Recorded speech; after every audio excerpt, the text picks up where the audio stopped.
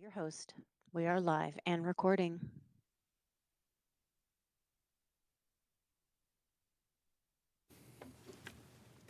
Make sure this is on. Good afternoon, everybody, and welcome to the Board of County Commissioners Land Use Meeting and Public Hearing for Tuesday, December 16th, 2025. I'll call this meeting to order, and if you'll all rise and join me in the Pledge of Allegiance, please. I pledge allegiance to the flag of the United States of America and to the republic for which it stands, one nation under God, indivisible, with liberty and justice for all. Thank you for that. Attorney Garcia, do we have certification of the agenda today? Yes, sir. The County Attorney's Office reviewed all items on the agenda. You have appropriate jurisdiction over these matters, and where a posting is required, such posting has been made. Okay, thank you. And do any commissioners have disclosures for items on this agenda today? No, sir. No. And I have none either. With that, we'll move on to item 2, our land use meeting agenda items. There are no items for land use. So we'll move on to our public hearing agenda items under agenda item 3. 3A is the Pinecrest Community Church Minor Development Plat, project file SB 2024-070. Heather Scott presenting for staff. Hi, Heather. Good afternoon, Commissioners. Heather Scott for Planning Services. The item before you is a residential minor development final plat. Project number is SB 2024-070. The applicant, Robin Brown, is here today to answer any questions. The applicant is requesting a minor development final plat to subdivide 34.08 acre parcel into 2 lots. The new residential lot, Lot 1, will be 14.61 acres, and the existing church will be located on Lot 2 with the remaining 19.47 acres. The intent of the minor development process is to provide a streamlined review process for the creation of 10 or fewer single-family residential lots or for other non-residential uses. The minor development process begins with the submittal of the application. Following a review period by referral agencies and the public hearings are held before the Planning Commission and the Board of County Commissioners. No public comments were received from adjacent property owners. The Planning Commission considered the applicant's request at a public hearing on December 1st. No members of the public spoke in response to this application. The Planning Commission recommended approval of the minor development final plat, subject to the 4 conditions proposed by staff, by a vote of 9-0. The Pinecrest Community Church property, identified by the red star, is located in the northeastern portion of Douglas County and designated within the northeast sub-area of the county's comprehensive master plan. 7165 North Delbert Road, outlined in red, is located at the intersection of Singing Hills Road and Delbert Road, just west of Elbert County. The site is zoned large rural residential. Pinecrest Community Church is located on the southeastern portion of the parcel, as seen on the aerial outlined in red. As background, the site was originally zoned Agricultural 1 in 1955. The Pinecrest Community Church was approved through a site plan process in 2000. A telecommunication tower was erected in 2011. The tower is located on Lot 2, north of the existing church. The board approved rezoning the site from large to large rural residential in June of 2024. The minor development plat creates 2 lots to maintain the church and allow for 1 new residential lot. This exhibit shows the proposed 2-lot subdivision. Following our site photos, this view is to the southwest from Delbert Road towards Singing Hills Road and the existing church. This photo is taken from the telecommunications tower access road adjacent to Delbert Road, looking west through the property toward the proposed additional lot. This view looks west from the southern entrance of the church along Singing Hills Road. And this view is to the east from that southern entrance of the church along Singing Hills Road. This slide lists the approval standards for a minor development final plat. Staff's assessment of these standards are discussed in detail in the staff report. Staff has evaluated the minor development final plat in accordance with Article 6 of the Douglas County Subdivision Resolution. Should the board find that the approval standards for the minor development final plat are met, the following proposed conditions should be considered for inclusion with the motion. Condition number 1, prior to recordation of the minor development final plat, the applicant shall pay $250 to Douglas County for cash in lieu of parkland dedication. Condition 2, prior to recordation of the minor development final plat, the applicant shall pay $500 to the Douglas County School District for cash in lieu of land dedication. Condition 3, during construction activity within the development, the applicants, their successors, or assigns shall take all responsible care to watch for historic resources, paleontological resources, and other cultural history resources, and shall immediately notify Douglas County in the event of such discovery. Condition 4, prior to recordation of the minor development final plat, technical corrections to the plat exhibit shall be made to the satisfaction of Douglas County. And condition number 5, all commitments and promises made by the applicant or the applicant's representative during the public hearing and/or agreed to in writing and included in the public record have been relied upon by the Board of County Commissioners in approving the application. Therefore, such approval is conditioned upon the applicant's full satisfaction of all such commitments and promises. Section 60408 of the subdivision resolution sets forth the parameters for the board's recommendation on minor development final plat requests, as noted on this slide.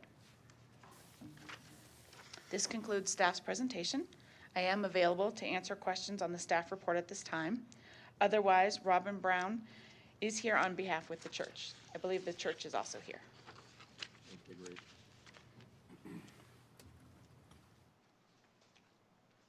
Some microphone issues. Heather, thank you for that presentation. Any questions for staff? No questions. None for me. Okay, I don't have any either. We'll invite the applicant up to make their presentation, please. Welcome, and if you want to just state your name and where you're from for the record, please.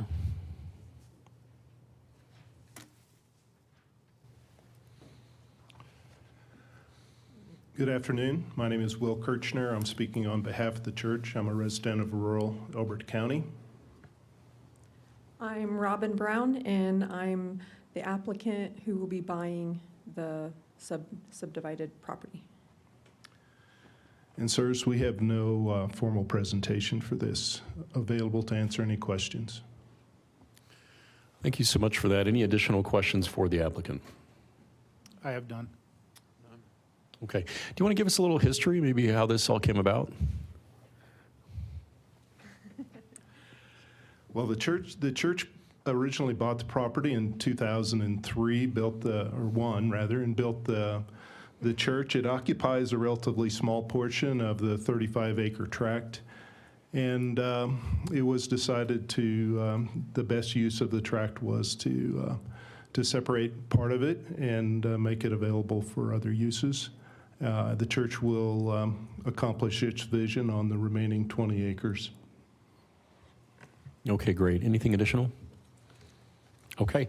With that, I'll ask the applicant, are you okay with the conditions that staff presented? Yes. You are all of the conditions? Okay, great. Thank you. Just want to have that on the record. With that, I'm going to open it up for any citizen comment. Is there any citizen comment or public comment with regard to this item? Okay, any citizen comment online? Thank you, Commissioner. I have no online comments. Okay, thank you, Troy. So with that, I'll close citizen comment, bring it back to the board for any further discussion or a motion. Well, thank you, Mr. Chair, and thank you for the applicants for joining us today and accepting those conditions as presented. It's been I've examined the packet thoroughly. It's a pretty simple, straightforward. A church on a big piece of property wants to subdivide to allow one new lot for one homeowner.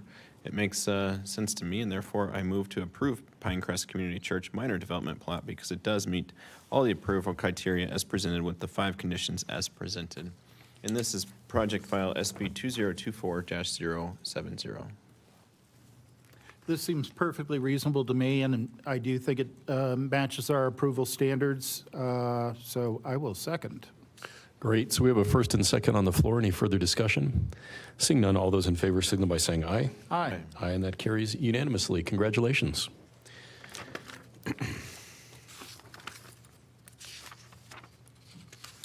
With that, we're going to move on to our next item, which is item 3B, Highlands Ranch Plan Development, 81st Amendment, Major Plan Development Amendment, Project File ZR 2025-004. Brett Thomas, Chief Planner, presenting for staff. Hey, Brett.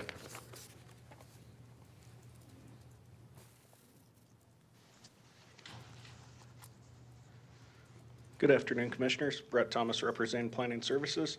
Request is a major plan development amendment for the Highlands Ranch Plan Development, project number ZR 2025-004. Applicant representative Mike Bailey is present on behalf of Highlands Ranch Community Association. The applicant requests approval of a major amendment to the Highlands Ranch PD, proposing the addition of Planning Area K and Planning Area L, and a reduction in acreage of Planning Area E within the Open Space Conservation Area, also referred to as OSCA.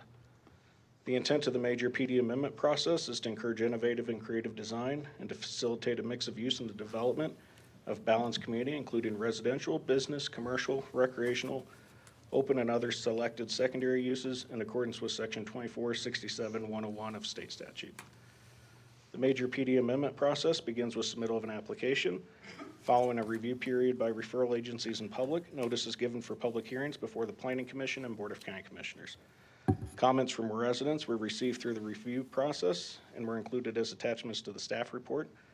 A response from the applicant to public correspondence is included as an attachment to the staff report as well. Public Works Engineering identified warranted improvements for turning movements for the intersection of US Highway 85 and Ron King Trail. Highlands Ranch Water noted the proposed planting areas are outside of district boundaries and will require execution of water service agreement for an extended service area. South Metro Fire noted site infrastructure does not currently support new structures or expanded uses without approved improvements to site access and fire protection water supplies. Cherokee Ridge Estates Metro District and HOA expressed concerns with infrastructure, light and noise pollution, impact on wildlife and the environment, incompatibility with the OSCA agreement, and need for community outreach. A response from the applicant to all referral agency comments was included as an attachment to the staff report. The Planning Commission heard the proposal at a public hearing on December 1st. Members of the public testified at the Planning Commission hearing, expressed concerns about the need for a new wildlife study, wildfire mitigation, secondary access, limited water supply, previous zoning, and proximity to the Cherokee Ridge Estates subdivision. An attorney for the Highlands Ranch Law Enforcement Training Foundation requested future development coordination and disclosures to protect activities for the training facility. Planning Commission discussed future water infrastructure, acreage transfer between planting areas, wildlife migration and habitat, public outreach, emergency access, and outdoor education preschools. The applicant responded to comments from the Planning Commission and public and agreed to coordinate the disclosure with the Highlands Ranch Law Enforcement Training Foundation. As is included on a later slide, the applicant and foundation have agreed to a third proposed condition of approval to provide a disclosure note. This proposed condition was included in the addendum to the staff report that was previously provided to the board. Planning Commission approved a motion to recommend approval by a vote of 5-4. Those commissioners voting to not recommend approval stated the request did not meet approval criteria 15-2001, 02, 03, and 06.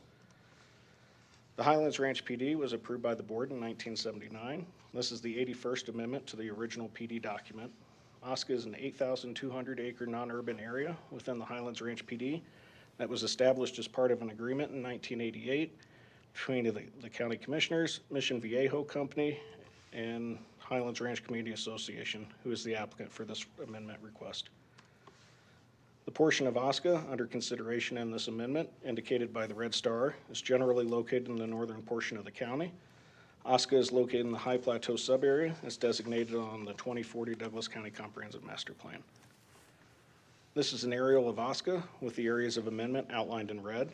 Proposed planting areas K and L are located east of US Highway 85 along Ron King Trail. Planting area E is located between Griggs Road and Monarch Boulevard and north of the east-west regional trail. To the west of Planning Area K, adjacent to US Highway 85, is undeveloped land owned by Colorado Central Power. South of Planning Area K is the Cherokee Ridge Estate subdivision, which is zoned suburban residential. A privately owned horse boarding facility is located southeast of Planning Area K and southwest of Planning Area L. Non-urban areas of Oscar are located north of Planning Area K and surround Planning Area L on the northeast and south. The 65-acre portion of Planning Area E proposed to be removed is surrounded by Oscar non-urban on the south and west, and portions of Planning Area E to remain on the north and east. The request proposes to amend Section 13, non-urban area of the Highlands Ranch PD to establish a 20-acre Planning Area K, 45-acre Planning Area L, and to remove 65 acres of land from the existing 275-acre Planning Area E. Planning areas K and L are proposed to include agricultural and public or quasi-public facilities, similar to what is permitted within other portions of OSCA. In addition, Planning Area K proposes to allow an equestrian center, equine-related programs and activities, dressage riding area, stables, and indoor arena with no single structure to exceed 20,000 square feet in size. Planning Area L proposes to allow outdoor education preschools and administrative offices and buildings not to exceed 20,000 square feet in size. Day camps, school programs and field trips, community camps for all ages, and limited overnight camping. In addition, events and gatherings such as outdoor movies, facility rentals, open houses, catered events will be allowed with a maximum of 6 events per year for up to 300 people and no limits on the number of events with fewer than 150 participants. No changes are proposed to the uses currently permitted within Planning Area E, only the size is proposed to be reduced. The approval criteria for a major PD amendment request are set forth in Section 15 and listed on this slide. The approval criteria are discussed on pages 6 and 7 of the staff report. Staff has evaluated the major PD amendment request in accordance with Section 15 of the zoning resolution. Should the board find that the approval criteria have been met, the following proposed conditions are included or to be considered in its motion. Condition number 1, prior to recordation, all minor technical corrections will be made to the plan development document to the satisfaction of Douglas County. Condition number 2, all commitments and promises made by the applicant or the applicant's representative during the public hearing and or agreed to in writing and included in the public record have been relied upon by the Board of County Commissioners in approving the application. Therefore, such approval is conditioned upon the applicant's full satisfaction of all such commitments and promises. And a third condition, agreed to by the Law Enforcement Training Foundation and HRCA, was included to the addendum to the staff report. Condition number 3 reads, a notice reciting the potential impacts from the Highlands Ranch Law Enforcement Training Foundation shall be placed on each site improvement plan and plat, which includes any portion of planning areas K and L. The note for site improvement plans and plats reads as follows. The Highlands Ranch Law Enforcement Training Foundation, together with successors and assigns facility, is adjacent to planning areas K and L. Owners, occupants, and visitors of planning areas K and L are subject to inherent health and safety risks, including but not limited to daily and potential nighttime noise and vibration from firearms, explosives, helicopters, and vehicles, environmental exposure to lead and other contaminants, incidental safety risks related to firearms and tactical training activities conducted under organized conditions at the facility, and potential interaction with dogs used in law enforcement training, which may carry a risk of bites or other injuries. A notice reciting the above stated potential impacts from such facility shall be placed on each site improvement plan and plat, which includes any portion of planning areas K and L. Section 152208 of the zoning resolution sets forth the parameters for the board's determination on the amendment request as noted on this slide. This concludes staff's presentation. I'm available to take questions on the staff report if the board wishes. Otherwise, HRCA has the presentation. Great, thank you, Brett. Any questions for staff? No questions. I actually do have, so are there children out on this piece of land currently? Yes, there are, and I apologize, I don't have the exact dates. There are 3 previous site improvement plans that were approved around 2016, 2017. The first being the furthest west, which would be planning area K, allows for trail rides. They have horse camps there. There was a site plan, if you're familiar with it, there's the archery range that had a site improvement plan approved. And then to the east of the foundation is the base camp area, and the backcountry day camps are out there currently. And then in the last year, a site improvement plan was approved that increased some of the numbers for those camps from what was originally approved in 2016, 2017. Okay. And in the event of lightning or other inclement weather, where do the children go? I can let the applicant provide more information, but my understanding is there's a structure on the foundation property where with inclement weather, the kids are able to go in there. Okay. I'll look forward to their presentation. Thank you, Commissioner Van Winkle. I have a couple of questions, but I'll reserve those following the applicant's presentation. If you want to approach the dais, state your name and where you're from. You're a friend of the board, but we certainly know who you are if you want to just share that. Thank you, Commissioners. My name is Mike Bailey. I'm the CEO, General Manager of the Highlands Ranch Community Association, commonly known as HRCA. Today, I'm accompanied by my colleagues, Mr. Mark Giebel, Director of the Backcountry Wilderness Area, and Woody Bryant, the Director of Community Improvement Services and Compliance for HRCA. In addition to that, our esteemed Board of Directors are present: Monica Wasden, Dan Brown, Leo Stegman, and Todd Landgrave. With that said, Commissioner Van Winkle, just real quick, there's over 200 children daily that are in attendance in the backcountry during the summer, and approximately 150 at this point in time during the year, too. With that, I'd like to commence in our presentation today. We are here to discuss a zoning amendment related to the HRCA backcountry wilderness area, specifically moving allowed uses to a more appropriate area in our backcountry acreage. This amendment is modest in scale.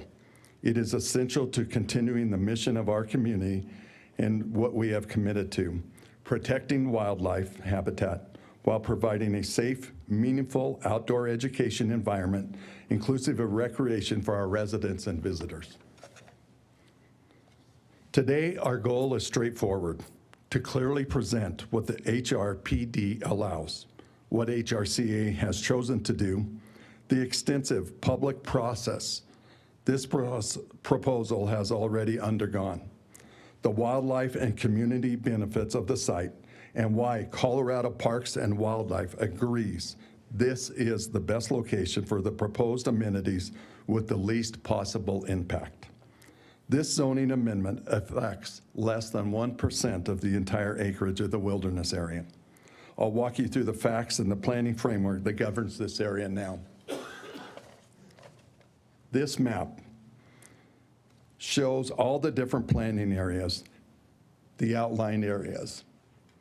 Proposed landing areas K and L, horse corrals and base camp, are situated off Highway 85 and on each side of the law enforcement training facility, planning area J on the map, and along Ron King Road. Thank you, Mr. Gable. Ron King Trail is also the access road to the law enforcement training facility, as well as another commercial equestrian operation. Planning areas B, D, E, and F are zoned for intense development, including structures up to 50,000 square foot as a use by right.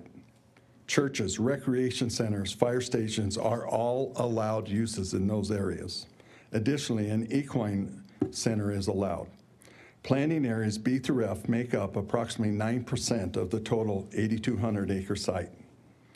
The current PD document allows for unlimited structures up to 10,000 square foot each for educational uses in most of the backcountry area, including what will now be known as the planning area, Area K and L.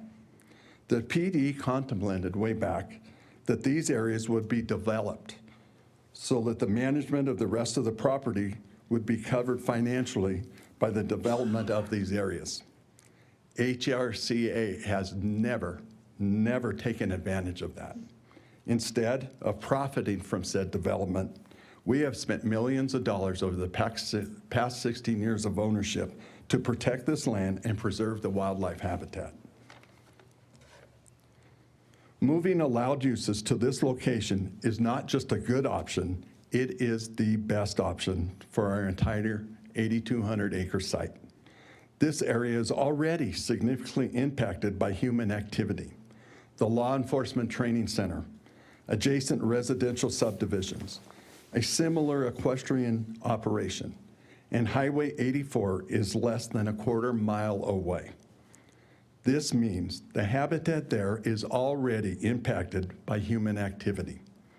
Placing amenities in this site avoids impacting higher quality wildlife habitat elsewhere in our backcountry acreage.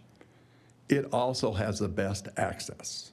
Highway 85 and Ron King Trail provide strong emergency and operational access. And the site is centrally located for the communities that we serve, not just Highlands Ranch, but regionally. Today, 30% of our program participants are from outside Highlands Ranch. This site allows us to safely, efficiently, and responsibly serve all of Douglas County. Which leads us to the approval criteria for a major amendment from Section 1520 of the Douglas County zoning resolution. The 7 criteria that are considered.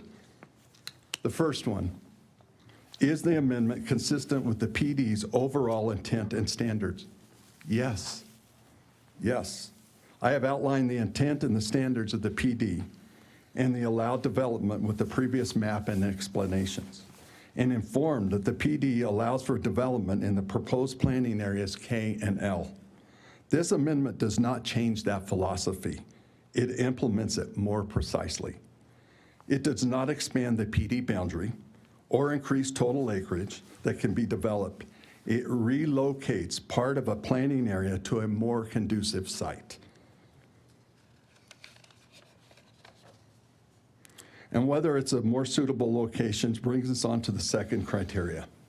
Yes, this amendment is consistent with the intent of the PD, and Colorado Parks and Wildlife confirmed it. During HRCA's own internal approval process, the community involvement process that occurred in 2022, we consulted Colorado Parks and Wildlife. CPW produced a written opinion that directly evaluated this amendment and concluded the following. Number one, moving development out of the planning area E and into planning areas K and L creates a net benefit to the wildlife because planning areas K and L are of a lower habitat value. Number two, CPW stated, there is likely no better location for this proposed construction to take place and have minimal impact to resident wildlife. In preparation for today's hearing, we again reached out to CPW to confirm their position that there is no better location for the proposed activities and amenities. CPW acknowledged that this remains their position today. I have that in hand. Moving on to number 3, no. Mr. Bailey, is that a new item that you wanted to admit as an exhibit? Yes, sir, we can. Okay, if you want to approach council, he can label that as an exhibit and distribute that to the board.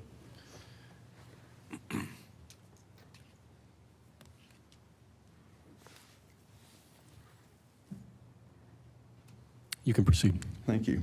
Moving on to number 3, no.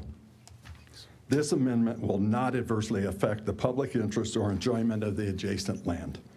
The improvements within both proposed planning areas will be situated such that they are set back from adjoining land more than required. Additionally, as discussed, there is an existing equestrian operation located in the general vicinity, so this is not an atypical use in the area. Number 4, there is no special impact or benefit to HRCA. These proposed uses and opportunities will be open to the general public, not just residents of the Highlands Ranch Community Association. Number 5, HRCA completed water demand modeling with guidance from Highlands Ranch Water, which included discussion and planning for both domestic and water and fire protection. Number 6, every county referral agency completed its own review, and no agency identified any fatal flaws.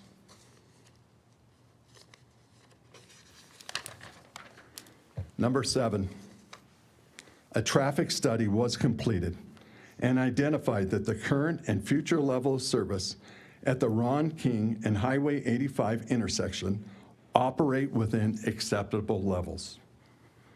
Our own transportation management plan demonstrates how our program traffic is dispersed through staggered scheduling, carpooling, and an active on-site management system. When future site development plans are submitted for review, HRCA will complete and provide updated traffic impact studies and participate in any warranted improvements. To summarize, all 7 criteria of the Douglas County Zoning Resolution 1520 we believe are met. The amendment allows HRCA to continue providing safe, high-quality outdoor education and recreation opportunities while preserving the most pristine wildlife habitat in the backcountry wilderness area. We are proud of our track record of putting conservation first. I thank you for your time today, gentlemen, and we'd entertain any questions that the commission may have at this time. Great, thank you, Mr. Bailey. I'm going to start with the 2 conditions. Is the applicant okay with the 2 conditions as presented? Yes, sir. Okay, great. Any additional questions for Mr. Bailey? No. Okay, with that, I'm going to open it up for any citizen comment. Is there any citizen comment in the room with regard to this item? And actually, we do have our sign-up sheet, so we'll start with Mark Corridon. Are you here? If you want to come up, sir. So we have 6 people signed up. If you want to approach the podium in order, we've got Mark, then Deborah Mulvey, Amy Terrell, Anthony Caruso, Andrea Swenson, and then Jay Sage. Welcome, sir. My name is Mark Condon. I'm a resident of Highlands Ranch. It's been a privilege since 2019 to be a volunteer in backcountry. Age brings with a little bit of wisdom, I hope, but I have never seen a property nor personnel that have been more dedicated to the process of having the children, the adults, and all of the communities shown what the proper management of the properties is. I'm here sort of on behalf of my grandchildren who have gone through the process of backcountry, horse corrals, and also for all the little children that are out there even today. I started out mucking the corrals, working around the horses, and advanced to fixing fences and all the little maintenance items that fell to the wayside. I was pleased to pick up a hammer, screwdriver, whatever. I would just like to ask the commission to proceed with everything that's being proposed for the benefit of not only the kids that are out there today, but the future. To have the property where you can see elk, deer, bear, owls, mountain lion is something that is missing from our country. I'd hate to think that in the future we lose that. We have an opportunity to allow this property to remain as just a diamond in the properties that are here in Douglas County. I thank you for the opportunity to speak to you today and hope for the benefit of all the children. Thank you. Thank you, Mr. Condon, and thank you for your service to Douglas County and Highlands Ranch. Appreciate that. Ms. Mulvey. Welcome. Thank you, Mr. Chair and Commissioners. I'm Deborah Mulvey. I'm a council member in the City of Castle Pines.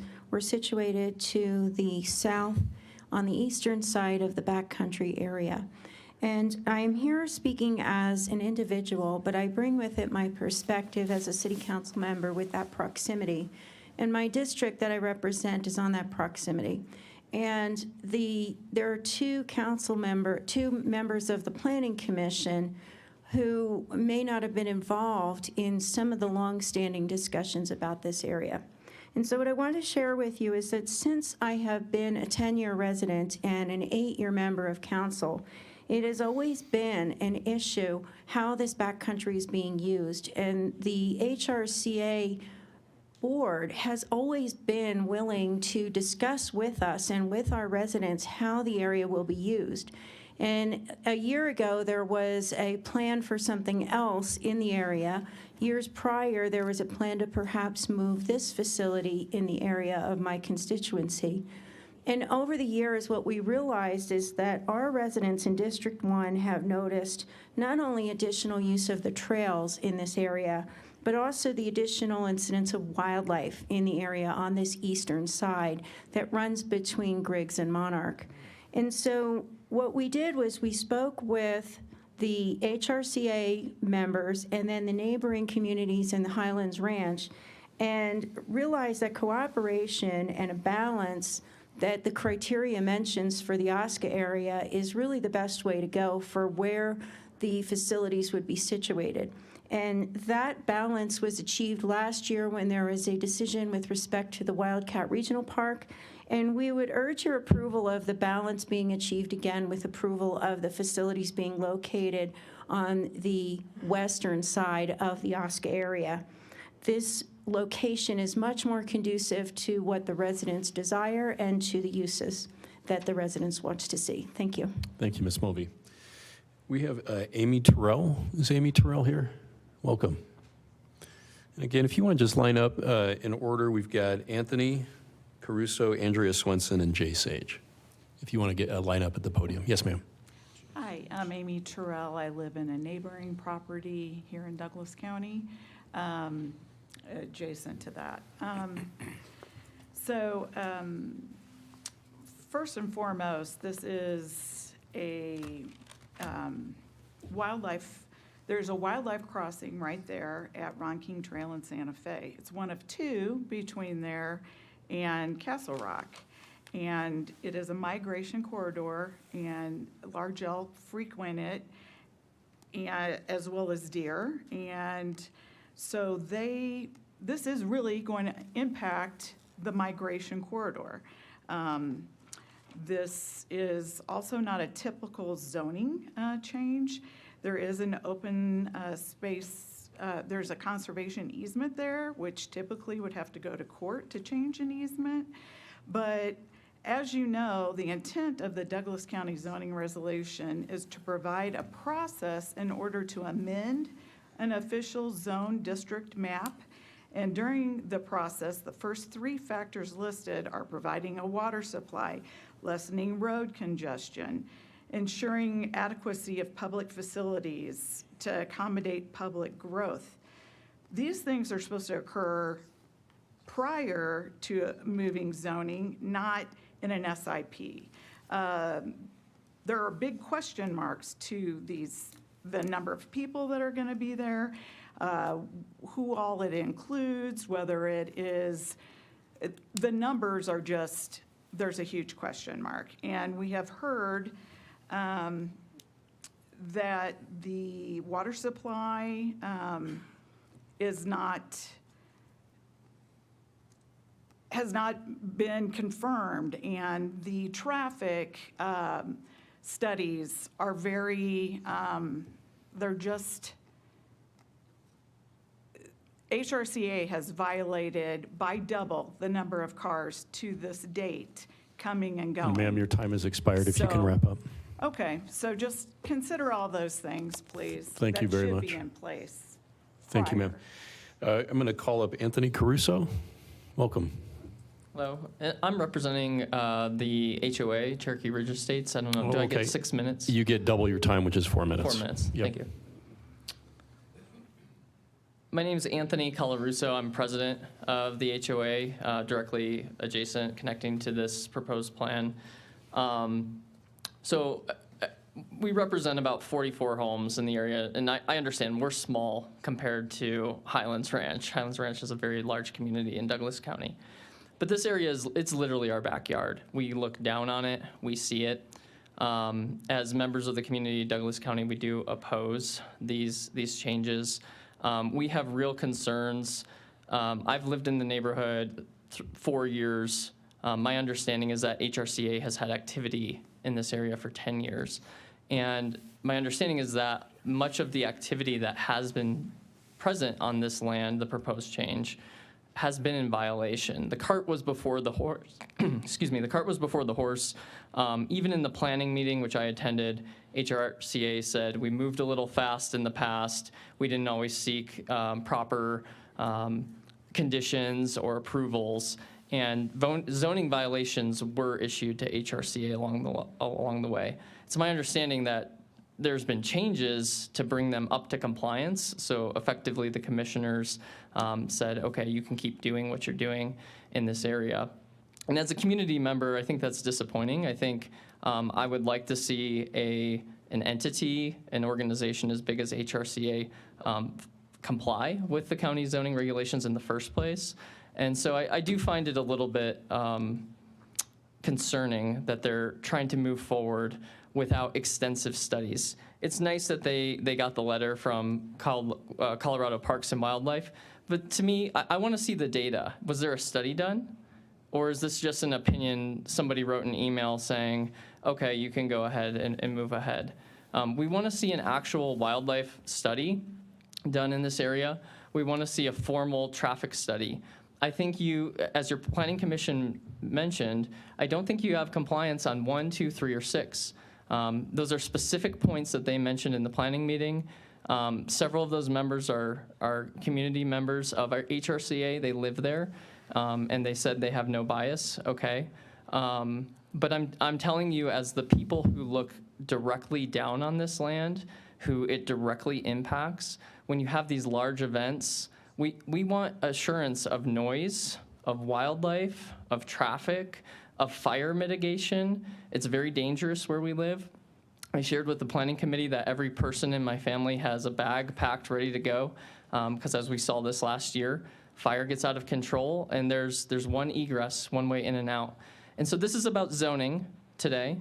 It's not a site improvement plan yet, I understand that. But before you change zoning on an OSCA, on a conservation easement, we're requesting that you do the proper studies. The wildlife studies that were done on this area were done 50 years ago. It's my understanding. I don't see how you can approve this without doing the proper studies and getting the proper data. And frankly, I think as commissioners, it's your duty and obligation to push for this. I'm not saying don't do it. I'm saying delay it and ensure that you have the data before you move it forward. I understand HRCA carries weight and power because of their size, and we're a small community, but it impacts no one else in all of Douglas County more than us. We look down on the horse corrals. They have 40 horses back there or more, and so it's quite impactful. And finally, the adjacent property is not a fair comparison. It's a private property. It's not used for events and facilities. And so yes, there are a couple horses back there, but it's not the same usage as HRCA is proposing. Thank you, Mr. Colarusso. I'll call up Andrea Swenson. Is Andrea Swenson here? Welcome. Good day, Commissioners. My name is Andrea Swenson, and I'm here as a parent. I am in strong support of the Backcountry Wilderness Area zoning process currently under consideration. My son has attended Backcountry Nature Camp since the age of 7, and it has been one of the most meaningful experiences of his childhood. Through hiking, wildlife observation, and hands-on environmental education, he has developed a deep respect for nature and stewardship, experience and lessons that I cannot replicate. The Backcountry Wilderness Area is a rare and valuable resource. The proposed zoning update appropriately recognizes existing responsible educational use while ensuring that the vast majority of the land remains a protected wildlife habitat. I appreciate that the proposal focuses activity in already impacted areas, does not authorize construction on its own, and prioritizes long-term environmental protection. Programs like Nature Camp foster lifelong connections to the outdoors and help cultivate future conservation-minded citizens. The zoning process provides the clarity and thoughtful planning needed to support these programs responsibly. Thank you for considering community input and for your commitment to protecting the backcountry wilderness area while supporting responsible outdoor education. Great. Thank you, Ms. Swenson. Thank you for being here with us. And finally, on the sign-up sheet, we have Jay Sage. Welcome back. Thank you, Commissioners. My name is Jay Sage. My wife and I have lived in Highlands Ranch for 33 years. During that time period, we've seen Highlands Ranch grow from 30,000 people to 100,000 people, and I'm in strong support of the base camp proposal. I think it's important that we always give increased access to kids and adults to nature. And I believe that after reading a quote from the Holocaust survivor Anne Frank, when she wrote, "I firmly believe that nature brings solace in all our troubles." Thank you for your time. Thank you, Mr. Sage. So with that, I'll close citizen comment and ask the applicant if there's any response to citizen comment.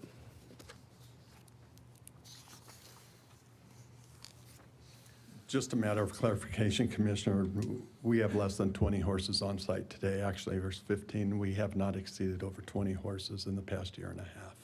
We did have some infractions, as the Commissioner well knows. We addressed them. Please keep in mind that we've been good stewards, and we've come to the front door on every opportunity that we presented to the Commission and to the planning and zoning staff.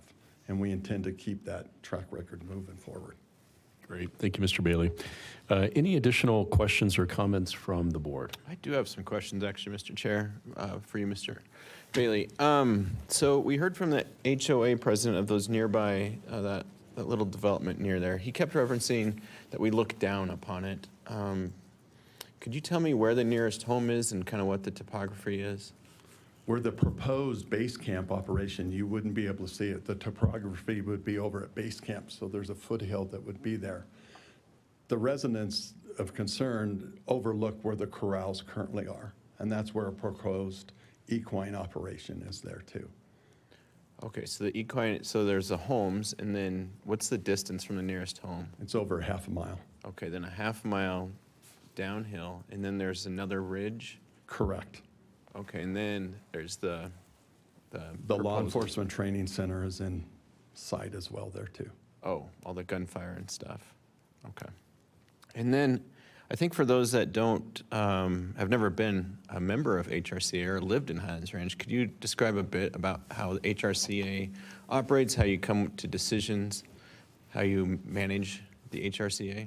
That's a very good question, Commissioner.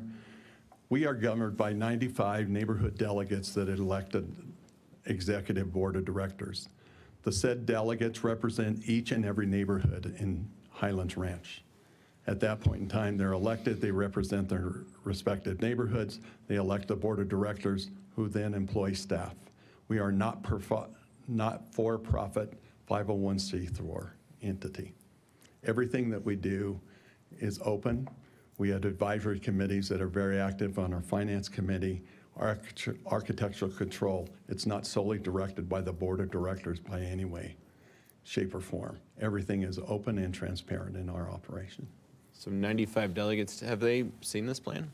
Yes, sir, and they voted unanimously, along with the 5 acting board of directors at this point in time. Wow, okay. My final question, also from the HOA president's testimony, the Parks and Wildlife letter that you submitted, it does say there's been an extensive review completed. Is that true? Yes, sir. Okay. They did such in 2022, and as I noted earlier today, we revisited the issue with them as recent as last week in preparation for this hearing today, and they confirmed that they still acknowledge and they remain steadfast in what they provided in 2022. Okay. I guess my final question, if this were to be approved today, do you plan on being good neighbors to the local HOA? Absolutely. We'll reach out to not only the subdivision up on the hill as we move forward. As you can imagine, there's a lot of nuances to address during the site improvement plan, and there'll be a referral back and forth with to address each and every issue as they're brought forward by the planning department. Okay, thank you very much. Thank you, Commissioner Van Winkle. Additional questions? I don't think I have any questions. It was a good, comprehensive presentation. Okay, I do have a couple of questions. So first, for you, Mr. Bailey, so as a longtime, resident of Douglas County, native Coloradan, I'm going back to the legal approval standards under 1520-01 et sequitur, and really starting with the first, whether the amendment is consistent with the development standards, commitments, and overall intent of the plan development. The intent of Section 8 non-urban area is, quote, to provide land for education and recreational opportunities, public facilities, quasi-public facilities, and other uses which are oriented towards community activities and services. I'm trying to think in the history of Douglas County if there has ever been an organization as large and significant and more community-oriented than HRCA. And maybe just to put a finer point on it, can you give us a sense of how many citizens you serve on an annual basis? The last census count, we're approaching 110,000 residents, 34,000 single residence homes. In addition to that, we have numerous rentals and townhomes, apartment complexes too that are not inclusive of that count. Yeah, so we represent about 400,000 folks. That's about a fourth of our entire constituency that just one organization is serving. In terms of just the scientific, cultural, and educational opportunities, do you have a sense of the quantity or the number of citizens that will receive your services on an annual basis? Take classes, participate in recreation, sort of all the above. Last year, we had over 5 million visitors that went through our recreation facilities alone. Right, 5 million. And we have recorded approximately 300,000 people that utilize the backcountry in some way, shape, or form. It's difficult to track that, but we have cameras that are out there potentially and situated throughout the property. So the trails are actively used as well. That's where I go back to the legal analysis. I don't appreciate a sky is falling, form of rhetoric. The reality is that when we think about 1520-01, and I think our overarching county philosophy of greatest good for the greatest number, I want to pause on that 5 million annual encounters with HRCA. I mean, that is just, nobody is doing that. And you just said 300,000 just in backcountry. So I've had the opportunity to tour back there. One concern that I have, one of many, are little kids, preschoolers, in big winter coats that don't necessarily have the amenities that they need in order to maximize their educational opportunities. And as young Coloradans, being able to have access to backcountry and the wilderness and experience all that is occurring in and around this property, we need to be proactive about ensuring that young people have the appropriate services in this area. That was really compelling to me, just to do the tour and to see those kids getting educated, getting great opportunities, but knowing that they would really benefit from a lot more in the future. So all that to say, again, I go back to that 1520-01. I don't think anybody better qualifies for providing education, recreational opportunities, public facilities, and other uses oriented towards community activities than this. So for me, it just seems as though the legal approval criteria are being knocked out of the park. So I think candidly this application is overdue. As one commissioner, I'm looking forward to being supportive. Additional commissioner comments? No, sir. Okay, so if there are no additional comments from commissioners, we have had citizen comment. I will ask the board for a motion. So, Chair, I think you very rightly pointed out the concept that you've brought to the board of the greatest good for the greatest number, and I think we're seeing that here. Personally, I think it has been acknowledged by the applicant that they proceeded a little ahead of the authorizations for the land. So personally, I'm actually really glad to have this hearing today and have the applicant before us so that we can catch it up, because we can sit here and we can be very bureaucratic about all this. And we can say, no, we're up here, we know more. Or we could actually respond to what our people want. And I think HRCA is really plugged into the community. We've heard their governance model articulated, and we've heard that this plan and this amendment before us is what the people of Highlands Ranch are asking for. And I guess I would probably go back to the applicant, Chair, if you would be so kind. Are these the services that are being planned out there, Mr. Bailey? Are they only for HRCA members? Absolutely not, Commissioner. Over So- 30% of our participants were outside of Highlands Ranch last year. Okay, so other folks in the county could avail these services for their children, for themselves. Absolutely. So I think we see a very good case here, Chair, that this is indeed in keeping with our approval criteria, because indeed it is for the public benefit, it is for the public good. It is very much in doubt if the enjoyment of adjacent land is infringed at all due to the geography as presented.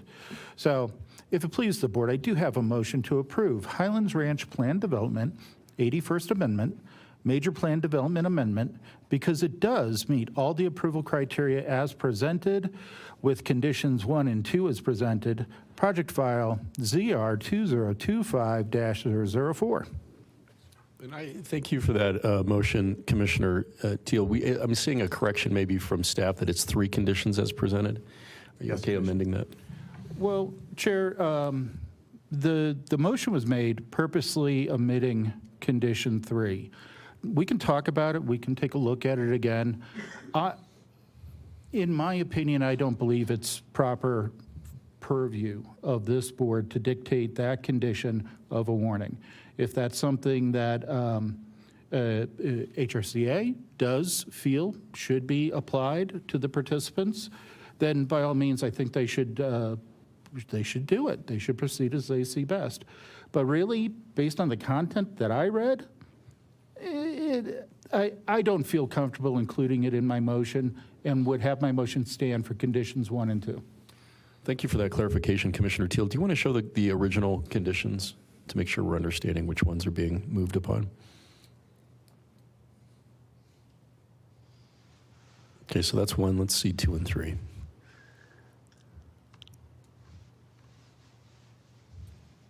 Okay.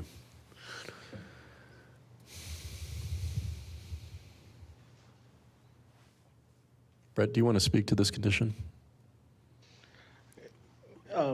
Yeah, at the Planning Commission, the attorney for the Law Enforcement Training Foundation spoke during public testimony, stated no objection to the application, but did request that the HRCA work with them on a disclosure.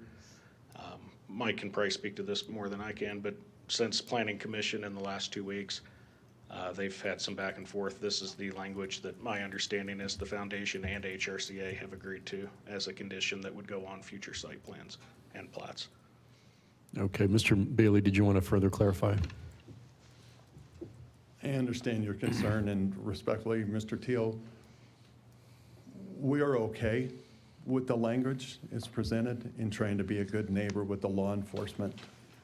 Either way, we have no angst in complying with this or moving forward. We're going to be good stewards.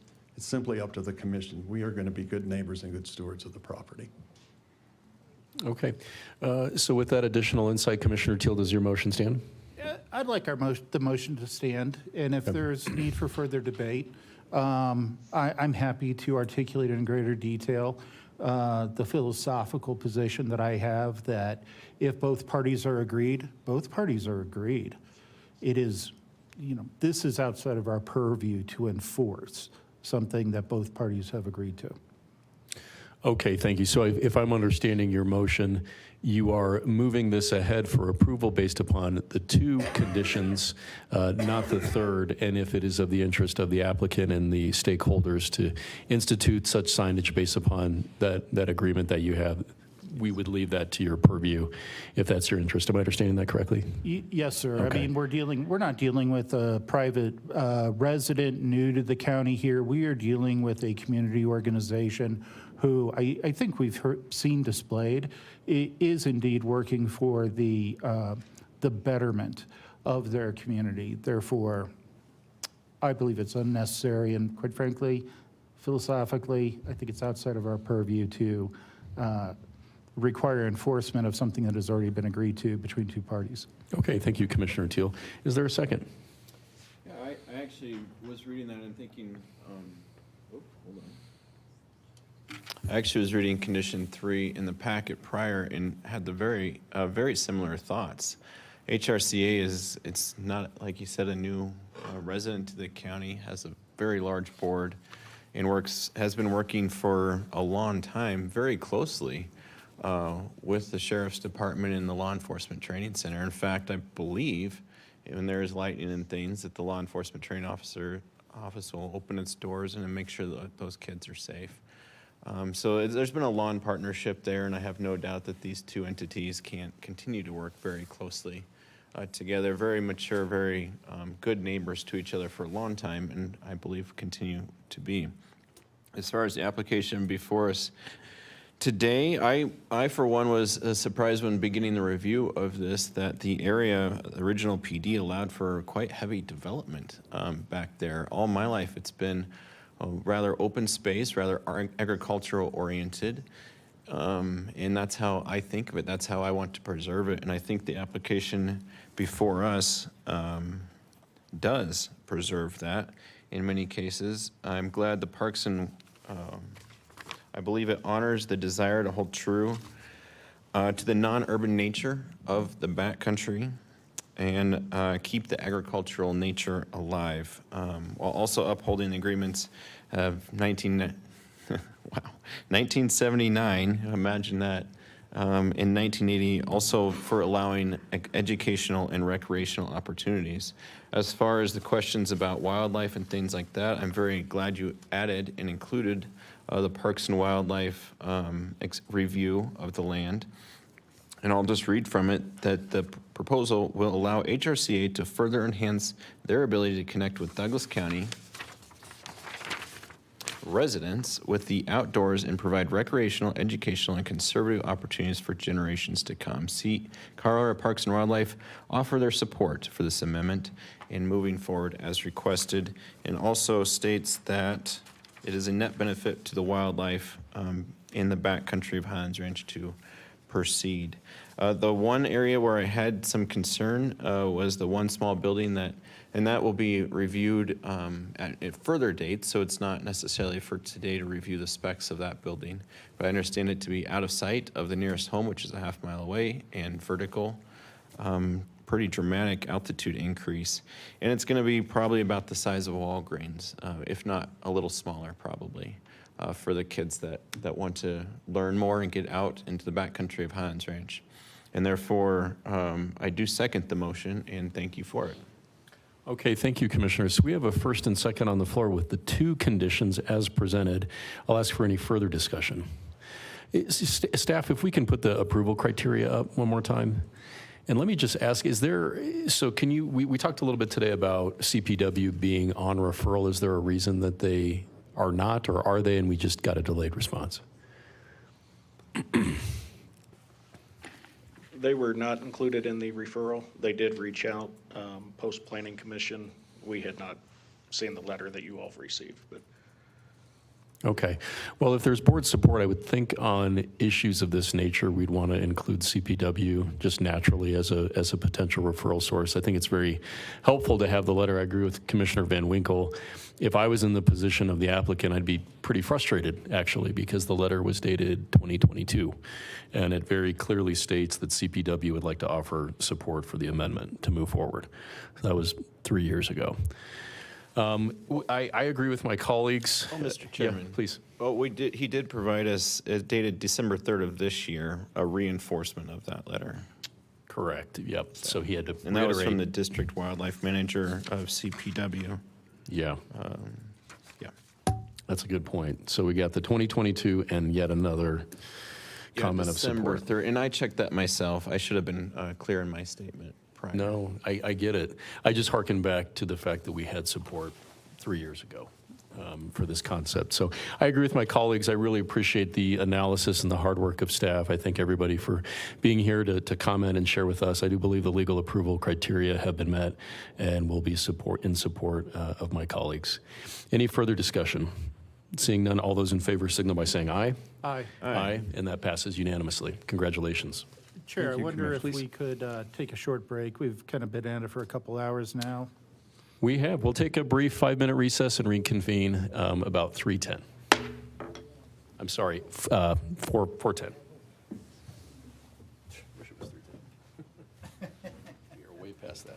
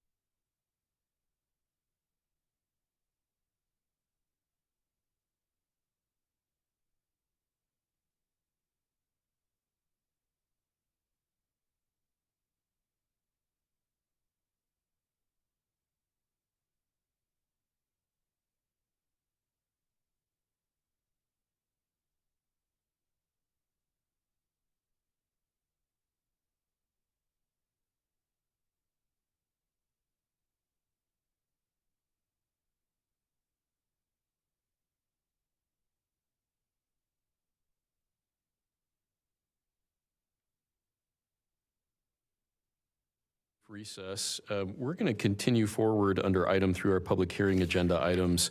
And I know we have limited time with a variety of folks, so what we're going to do is actually move up item 3E to be our next item. And item 3E is our second and final reading of an ordinance governing construction defect litigation in Douglas County, Colorado. We have our esteemed county attorney, Jeff Garcia, presenting for staff. Jeff? So this is the second reading for the construction defect ordinance. The first reading was on November 18th, 2025. We have received public comment on this. We have received information both by a telephone call and by emails. And I'd like to just reiterate the intent and goals of it before we get into some of the changes that were requested and should be contemplated by the board from the public. The purpose of the construction defect ordinance is to define the intent and how to use Douglas County building and land use laws and regulations. These laws and regulations exist so that Douglas County can provide safe, habitable homes, buildings for its residents. This ordinance states that those laws are not intended to create civil liability. Those laws are to make sure that our residents are safe and buildings are meeting code. The additional intent of this ordinance is to make sure that there's swift resolution of defective construction. So if there are buildings in the county that are unsafe, the county becomes aware of that, make sure for safety reasons that those buildings are made habitable. The goal is to ensure that the community understands that Douglas County is welcoming to responsible businesses and builders. That there is an opportunity in the county for young people to stay in the county, for first-time buyers, and for those aging in the community to find the right size home for them. To create a consumer confidence that the buildings built in Douglas County are safe and that there's fast resolution to real construction problems. Based on the feedback we received, we have made a number of changes. The first being the number of homeowners in an HOA that would need to provide approval. We've changed that from a simple majority to 65% to stay in compliance with Colorado law 38, 33.3, 303.51D. And we have also removed the alternative dispute resolution portion, and we're relying on common law on that issue. There is that matter has been well litigated in the state. The next change comes from the insurance industry. When we were talking about the right to repair, the insurance industry said that 30 days after an inspection was not enough time for them to approve the costs of repair, or 14 days after notice of a claim. So extending that to 60 and 30 days provides insurance and the resources that homeowners and builders need to make sure that homes can be built to the requirements. The last is the removal of strict liability as an example of the limitations on our use of code, and replaces it with implied warranty, which is a term, which is a claim and a term of art more commonly used in construction defect litigation. And those are the changes that have been proposed to the board. Thank you, Mr. Garcia. Thank you, Mr. Garcia. Any questions for the county attorney? No questions. No questions, but thanks for those changes that were made and your openness to hear from the public. Thank you.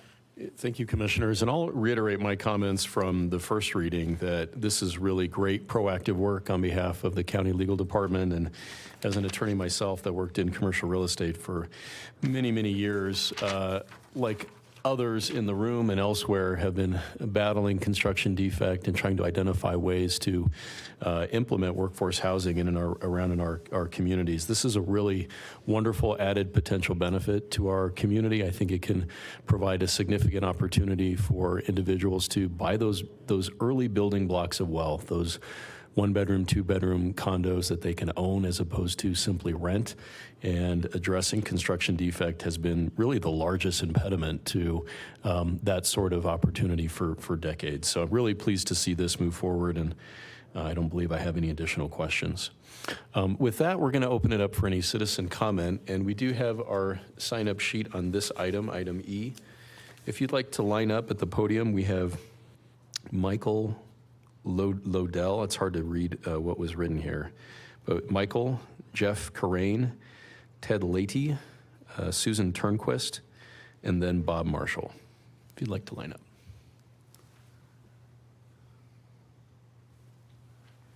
Welcome. Good afternoon, Commissioners. My name is Mike Lauder, and I'm here representing the Community Associations Institute Colorado Legislative Action Committee. We are an organization composed of homeowner leaders, community managers, and other professionals working with community associations throughout Douglas County and other places in Colorado. We oppose this ordinance because it conflicts with existing state law, including the Common Interest Ownership Act, and it conflicts with CAI's policy of protecting community associations from construction defects. First, in Part 3, Section 2, this ordinance will allow developers and builders to enter a homeowner's property without permission to perform repairs. Homeowners will not be able to reject the repair, even if they think the developer will cause more damage, won't fix the problem, or if they do not trust the workers that the developer builder hired. Second, Part 2, Section 1, requires that community associations provide disclosures to homeowners and obtain a vote of homeowners before even notifying the developer or builder of a construction problem. This creates a major hurdle and an expense for an association having to obtain the vote of potentially hundreds of homeowners to simply inform the developer or builder that there is cracked concrete outside of the clubhouse or that there are roof leaks. The Common Interest Ownership Act already requires that a community association provide these disclosures to homeowners and already requires 65% of homeowners to approve filing a construction defect lawsuit. This ordinance would require 2 votes. In that respect, it conflicts with Colorado law. It will confuse homeowners and community associations, making it more difficult, complicated, and expensive and lengthy for them to get construction defects fixed. This ordinance erodes homeowner protections while creating complicated roadblocks to holding developers and builders accountable for their mistakes. Because it conflicts with state law, CAI and CLAC oppose this ordinance. Please vote no. Thank you. Thank you, sir. We have Jeff Corain. Welcome. Thank you, Commissioners. I'm a shareholder with the law firm of Corain Stores. Over the past 2 years, our firm has represented community associations in Douglas County totaling more than 400 homes. Unfortunately, this proposed ordinance will have the opposite effect of what you intend. One of our Douglas County cases involved a brand new single-family home neighborhood with a large retaining wall that was failing. We contacted the builder and entered into what we call a Plan B agreement. A Plan B agreement is a form of alternative dispute resolution, similar to arbitration, but largely self-directed by the parties. Under a Plan B agreement, the parties' engineers meet, usually with minimal attorney involvement, to develop an agreed repair plan. And once the plan's finalized, the developer either makes the repairs or pays for the association to make the repairs on its own. That was exactly what happened in our case. We reached an agreement with the builder for a full agreed-upon repair within 11 months. The repairs were exactly what both sides agreed to, and the attorney's fees on both sides were minimal. We use plan agreements in roughly half of our cases, and developers prefer them to litigation. With this ordinance, developers will no longer need to work with owners to agree upon a repair plan that results in meaningful repairs and permanent legal releases. Instead, what the ordinance does, it allows one-sided repairs that owners may strongly oppose. The builder receives no release, provides a 2-year warranty, and remains subject to litigation. What this will do is will ensure that after those one-sided repairs are done, that litigation will continue. This ordinance will kill the Plan B process. For that reason, I think this commission should take a step back, should meet with stakeholders, should find out the real impacts of this ordinance, and should not adopt this ordinance in its present condition.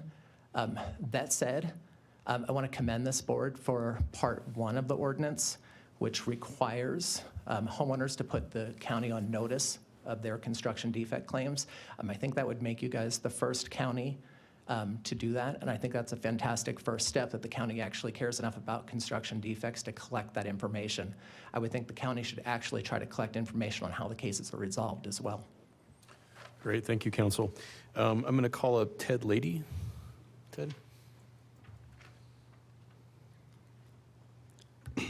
Thank you, Commissioner. Ted Leidy with the HBA Metro Denver. Colorado continues, as you guys well know, and I appreciated your comments, Commissioner Layden, from your professional background. But we've faced a severe shortage of for sale housing, particularly condos, something that this ordinance, I believe, is trying to attack head on. In 2023, only 2% of condos, new condos, sold for under $300,000. Back in 2005, when condo starts comprised a much greater part of our overall housing starts, 88% of all condos were under $300,000. Today, however, the construction defect litigation environment has made it nearly impossible to build condos.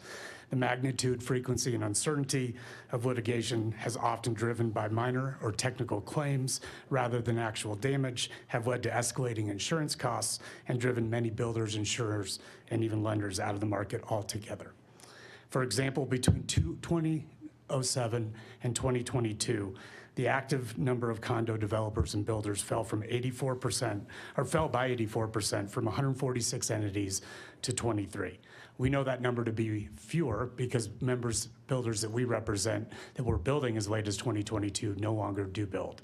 And the only one that I know left building in Douglas County right now has publicly stated they will not build another condo project when that project is over because of the liability.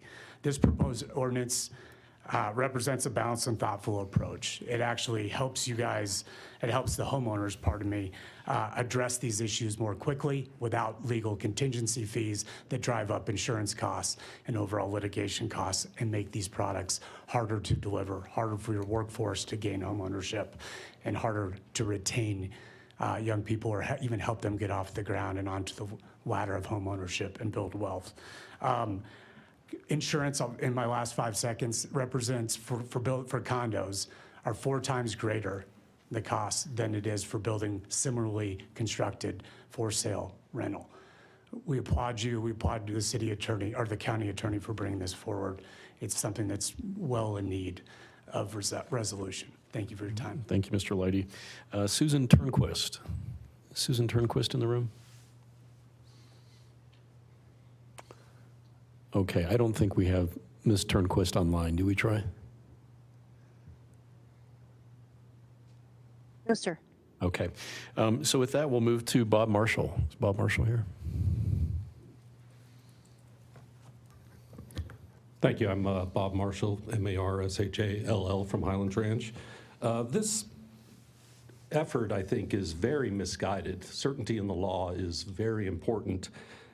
And I don't think you can restrict the state law. I think you are going to have a lot of litigation over this, a lot of confusion, and you're going to lose at the end of the day because anything that conflicts with the state law will go down.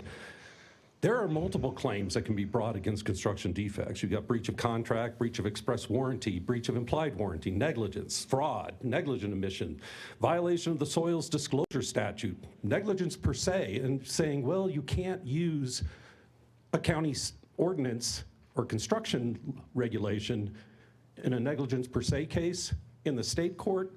I think every judge will look at you and say, well, that's not true. You have the violation of the Colorado Consumer Protection Act. You got green building legislation. And the Colorado Construction Defect Action Reform Act is very clear that it's supposed to be the only remedy, and that's why you can't do arbitration if you want to get out of it.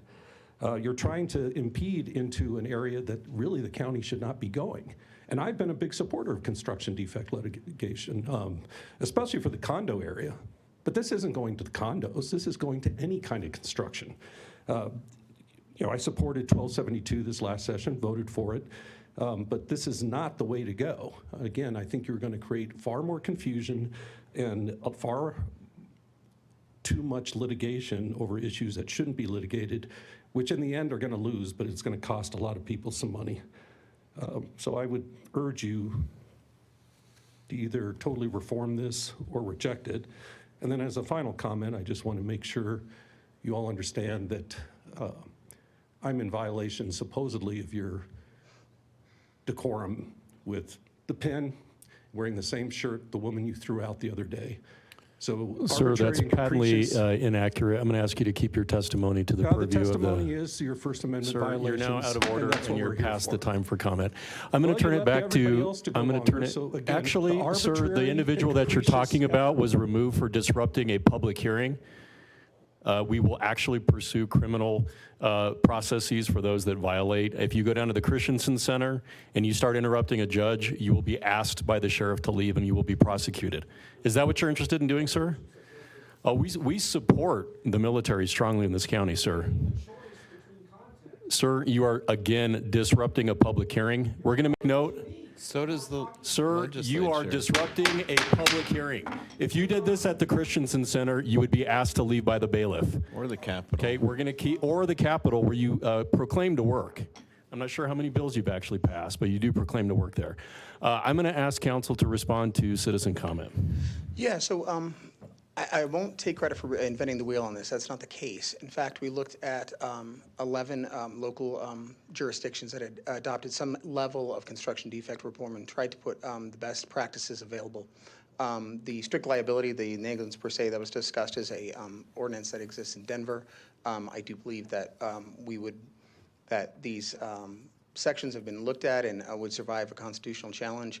In the event that we would have to defend this or be pulled into court, of course, we'd be happy to defend the actions of the county. Thank you for that, counsel. So questions about Kiowa were raised by some of the trial attorneys. Did you have any response to that? I don't. I think the real, we need to look at the intention of this. And with the intention of this law, and to some of the people who made comments, in fact, this does not get rid of construction defect in the county. And that's not the goal of this. The goal of this is to discuss how our laws and the regulations that this board and this county makes can be used. And it is really intended to be used narrowly and to speak strictly to the actions of the county and how we intend our laws and the intent of our actions to be used in court. Okay, thank you, counsel. Any additional questions or comments for staff? If I could clarify on two issues. Did you say 11 other local governments have previously passed? You know what? I left my sheet up there, but I can grab it real quick if you don't mind.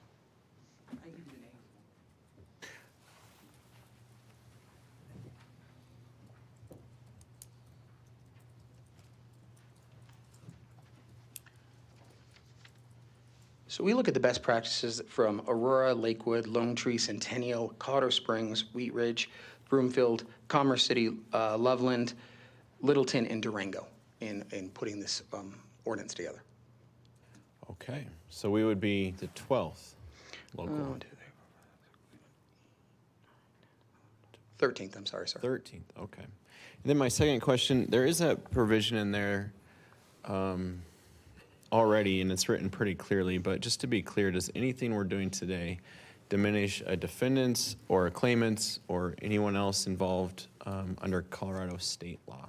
No. Does it diminish their rights or abilities? No. Okay. Those are my questions for our attorney. Thank you. Okay, thank you, Commissioner Van Winkle. Any additional discussion or questions? No, I reviewed the changes prior to the attorney's presentation. I don't have any further questions. Okay, I don't either. I'll just add for a point of discussion that I think the testimony from citizens and the trial lawyers was significant. I think it's important to reiterate that we are not getting rid of construction defect in Douglas County. I think it was very clear from the presentation from one of the trial lawyers that there are a host of tools that they may still avail themselves of to pursue litigation, and it sounds like they will. So I'm not sure that billable hour will be lost on the trial lawyers, but we are adding some tools for individuals and entities to be able to create housing stock that allows people to begin those building blocks of wealth, particularly condominiums. So I'm excited about that and will be in support. I believe we have a motion. Do we have a motion? No, not yet. Not yet, okay. But prior to making that, let me kind of preface where I've been with this issue. I first joined the Capitol in January of 2015, and I was very bright-eyed and very optimistic that this issue would be resolved very quickly in 2015, 2016, 2017. We've had bill after bill. We've had effort after effort, but none have made meaningful impact. And to kind of bring it home to the real person, there was a woman that took me aside at one of our county events a few weeks ago, and she had she explained that she'd been through, just recently through a very nasty divorce with an abusive ex-husband. And one of the court orders or one of the decrees of the divorce was that she would keep the house and his name must come off it by a certain date. Of course, she went to get a new mortgage under her name alone, and bank after bank after bank after bank declined a new mortgage, not because she didn't make enough money or anything, but because she had discovered and had no knowledge previously that her home, her condo, was under construction defects litigation and lawsuit for, I think it was years, she indicated, or at least months prior to her doing this. And so she ended up having to sell and leave, I believe, the state of Colorado. And she was in the process of doing that. So we lost a very good resident. These have very real world impacts. They have diminished that middle supply of housing that a lot of seniors, they want to leave their home. They don't want to care for their big lawns anymore or the 4 bedrooms that their kids used to live in.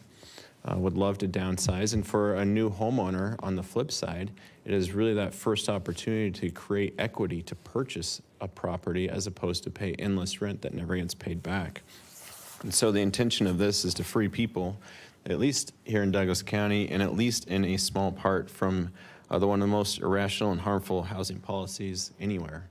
And therefore, Mr. Chair, that is why I am proud to offer the motion. So I move to approve the second and final reading of an ordinance governing construction defects litigation in Douglas County, Colorado, as we amended after the first one. Excuse me. Thank you. You know, you don't have to watch the news long to see that Colorado did not purge any construction defects, any defective construction from occurring when the construction defect litigation was passed. You can see it on the evening news at least once a month, the story of a defective construction structure. So that didn't cure that. What it did cure was the ability to build condos. Builders won't do it. They can't put together the capital to put together the project, and then they can't get insurance because of the legal situation that's been created. It is my hope and it is my intent that this ordinance will help to defease those issues so that builders can come to Douglas County, can put together condominium construction, for sale, multifamily, for sale, connected housing, so that, as you said, Kevin, the consumer can build wealth in their residence instead of just paying rent that they never see a return on. So for those reasons, I heartily second. Okay, great. So we have a first and second on the floor. Any further discussion? Just another real world example to kind of bring it home. The Trasana community was struck by the tornado that came through Douglas County. How long ago was that? About 2 years. Over 2 years ago. And the people of that community are going into winter. Many of them are still unsure about their roofs. And it goes back to the construction defects, it goes back to the insurance, goes back to just the red tape that has encumbered many of the communities we have across Douglas County. And so the goal, just help those folks a little bit. And if we can a little bit, then I say we follow the 12 governments that have gone before us to offer some relief. So. Thank you. How many county governments have done this? Off the top of my head, it looks like 2. About 2. Okay. All right. Well, thank you both for those comments. I think they're well taken. Any further discussion? Seeing none, all those in favor signal by saying aye. Aye. Aye, and that motion carries unanimously. With that, we're going to move on to our next item under public hearing. We're going to jump back up to item C. And that's Highlands Ranch Plan Development 82nd Amendment, Major Plan Development Amendment, Project File ZR 2025-011. Kurt Weikenhout presenting for staff. Hey, Kurt.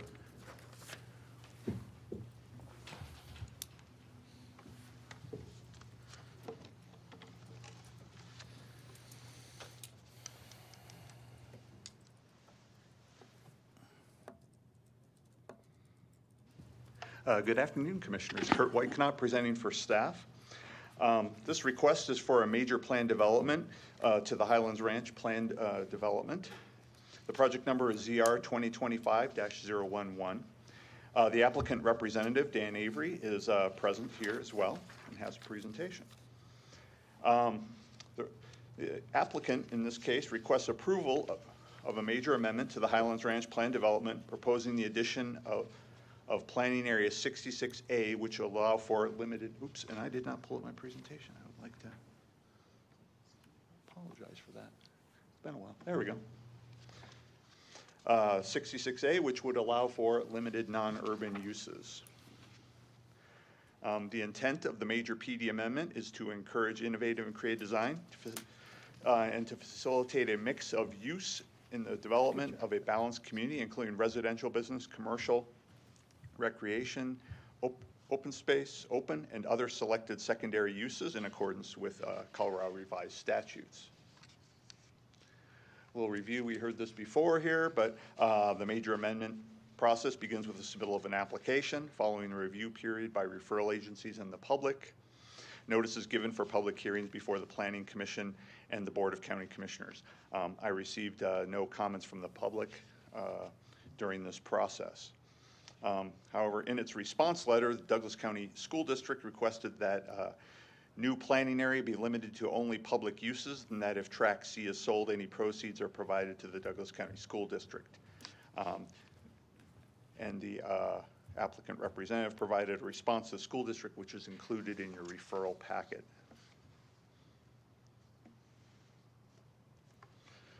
And this went before the Planning Commission last night at its public hearing. Public comment, we received a couple public comments. They asked about the future use of the site would be, primarily whether would it be residential or commercial. The school district also commented on the existing residential uses and preserving the site for public uses. The Planning Commission discussed the uses in the proposed planning area, what would be removed if the school district changes were implemented as well. And the Planning Commission did ultimately recommend approval 8-0. Little background on the Highlands Ranch PD. You've heard of this before. Is approved by the board in 1979, and this is obviously the 82nd amendment to the original PD document. In 1992, the Highlands Ranch PD map showed a potential elementary school area or elementary school site in this area. However, in 1995, the school site was formally identified in Planning Area 66 and designated as part of Highlands Ranch Filing 120 and Track C as a non-urban open space to meet the school dedication requirements and the open space requirements identified in the open space agreement. The open space agreement included a provision for designating these public lands as non-urban open space in the urban area of the Highlands Ranch PD, giving the site separate uses from those in the surrounding Planning Area 66. In 1996, Mission Viejo Company conveyed Track C via a special warranty deed to Douglas County, and the county holds the deed until conveyance is requested by the school district. As we've been talking, Track C is in Highlands Ranch, and indicated by the red star is in the east central portion of Highlands Ranch and is in the primary urban area as designated in the 2040 Comprehensive Master Plan. Zooming in a little bit closer, this is the area of Track C as outlined in red here. It is about a quarter mile southeast of the intersection of Wildcat Reserve Parkway and University Boulevard intersection. And sorry, I got that turned around there. And there's University and Wildcat. It is bounded on the west and the north by single-family residential. There's also single-family residential to the south and east on the other side of Crest Hill Lane, which forms the southern boundary of the property. And Adelaide Circle forms the eastern boundary here. And Adelaide Circle, just for reference, does loop all the way around it. So that covers that. And as we've been talking, the 10-acre site is surrounded by single-family development and is completely within the Highlands Ranch plan development. Just one site photo of the site looking to the northeast from Crest Hill Lane, as identified by the red arrow in the lower right-hand corner.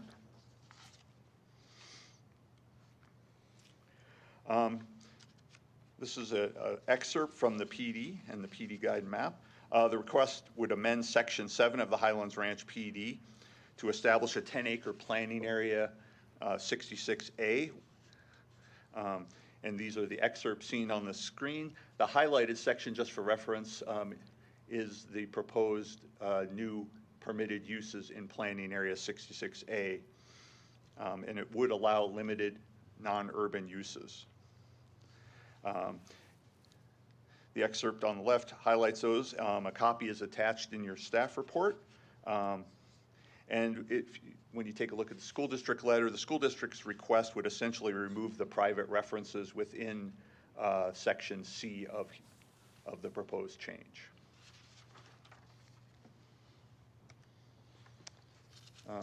This is the approval criteria set forth in Section 15 and listed on the slide. Also the approval criteria are discussed in pages 4 or 5 of your staff report in detail. Staff has evaluated the major PD amendment request in accordance with Section 15 of the zoning resolution. Should the board find that the approval criteria have been met, staff proposes the following conditions be included in the motion. Condition number 1, prior to recordation, all minor technical corrections shall be made to the plan development document to the satisfaction of the county. Condition number 2, all comments and commitments and promises made by the applicant or the applicant's representative during the public hearing and or agreed to in writing and included in the public record have been relied on by the Board of County Commissioners in approving the application. Therefore, such approval is conditioned on the applicant's full satisfaction of all commitments and promises. And finally, Section 152208 sets forth the parameters for the board's determination of the major PD amendment request. This concludes staff's presentation. I'm available to take questions on the staff report at this time. Otherwise, Dan Avery, Special Projects Managers with County Administration, is here to present as well. Great, thank you, Kurt. Any questions for Kurt? No questions. Okay, thank you for that presentation. Dan?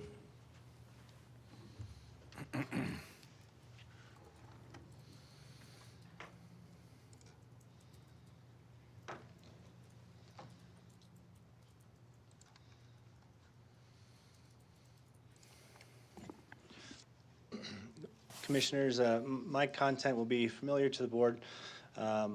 It'll provide a brief description of how this topic arose and how the county has approached this amendment. Here's a brief overview of the statutory provisions that affect land dedication for schools. All of the parcels that we will discuss today, both here in Highlands Ranch for this item and the Pinery sites in the next item, were originally dedicated as school sites and are past the 20-year right of first refusal that's described in statute. School land is typically dedicated to the county for the benefit of the school district and is conveyed to the school district upon request. Statute allows a county to sell dedicated school sites when requested to do so by the school district. Proceeds of that sale can be used by the school district for land, for capital improvements, or for other growth-related planning functions. And as I noted, the original developer has a 20-year right of first refusal on the land. Here's an excerpt from the school district's master capital plan. These maps depict an inventory of school sites across the county. It depicts existing school sites. It depicts platted vacant land that's held by the school district, held by developers, held by municipalities, and then also the county for the benefit of the school district. And it also identifies future land dedication obligations within planned developments, just for context. Initial discussions between the county and the school district regarding use, ownership, and maintenance of vacant school sites dates back to around 2013, when the school district sought to acquire some land adjacent to Pine Lane in Parker for access to a school site. Conversations around this topic continued into roughly the pandemic, when the school district informed the county of its intent to divest 4 sites identified here.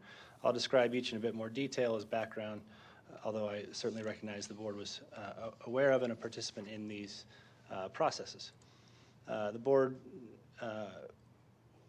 with regard to Thetford Park and Sweetwater Park in Lone Tree and Highlands Ranch, the board directed staff to explore methods of conserving and preserving these sites as parks or open space. Staff worked with the school district, the Metro District, South Suburban City of Lone Tree, specifically at Thetford Park, it was the Highlands Ranch Metro District, to find ways to preserve this site. We worked with the Parks Advisory Board to get their recommendation for the use of parks funds for this purpose. The funds that were used in this case were developer contributions from projects for park improvements.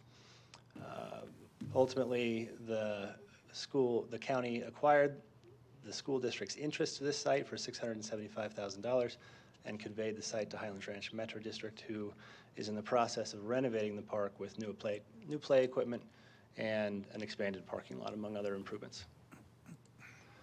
The county followed a similar process with Sweetwater Park in the city of Lone Tree.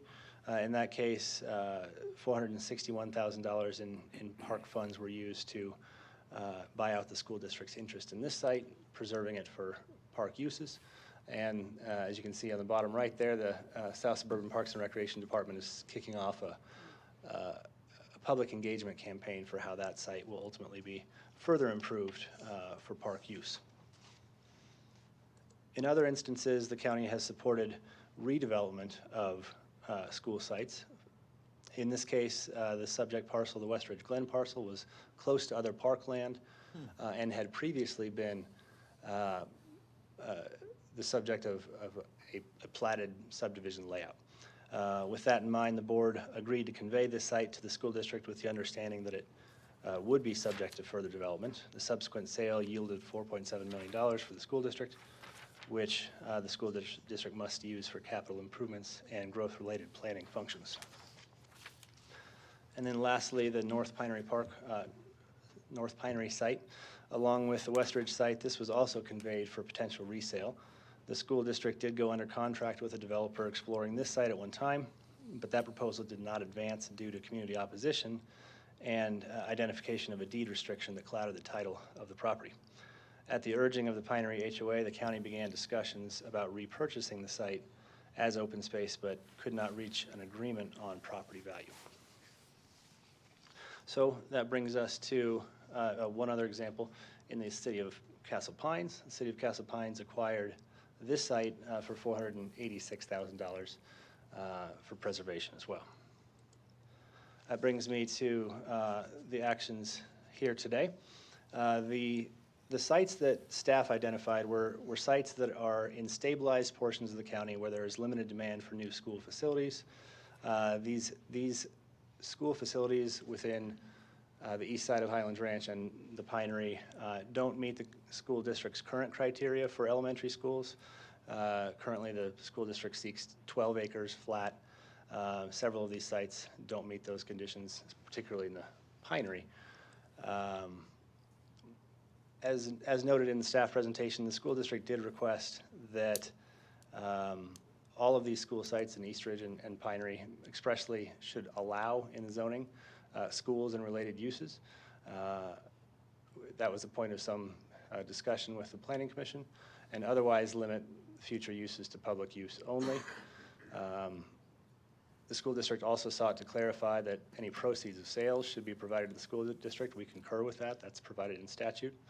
And then those other points relate more to the Pinery sites. So I'll stop my presentation there, although I do have just excerpts of the deed for the Eastridge site. This land was deeded to the county on behalf of the school district. It was labeled as open space under the Highlands Ranch PD, which is how the uses came to be limited to those non-urban uses that Kurt mentioned. This rezoning would further limit those non-urban uses as we've discussed here, and I'll conclude my presentation there for now. Great, thank you, Dan. Any questions for staff? No questions. No questions. Thank you, Dan, for your hard work on this. Yeah, thank you so much, Dan. So with that, I'm going to open it up for any citizen comment. Is there any, and I'll pull up our sign-up sheet. For item C, we have Jackie Millay. Is Jackie Millay present? Okay. Michelle Murphy, welcome.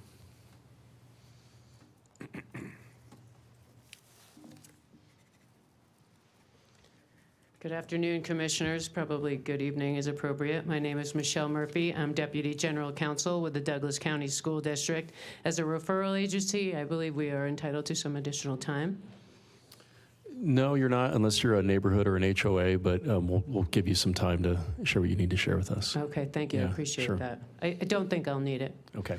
First, the site that is part of this application, as well as the 4 sites that are part of the next, the Pinery application, are all sites that developers long ago committed to the school district to help address the impact of development. The county is currently holding this site in trust for the school district until the district decides whether to build a school on a site or sell it to receive cash in lieu. Under Colorado statute, as you heard, the school district does not ultimately, if the school district does not ultimately build a school on the site, it's entitled to funds from the sale of those sites to help the district build or enlarge its existing school facilities. There was a lot of confusion at the Planning Commission from both members of the public and even members of the Planning Commission about why the county wants to downzone these sites and what will ultimately become of them if the school district does not build any schools on the sites.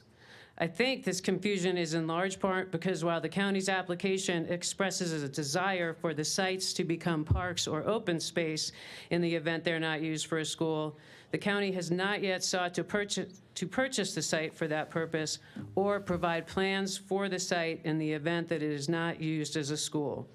The school district, as we have heard, is currently assessing whether it will need any of the sites that are part of this application for new schools. And it's hopeful to let the county know in short order what the answer to that question as to whether or not we will need them will be. If the district no longer needs these sites for schools, it will be more than happy to sell the sites to the county for the county to convert to a park or some other public use, as we did with the Sweetwater. To be clear, the district is advocating that these properties remain public lands.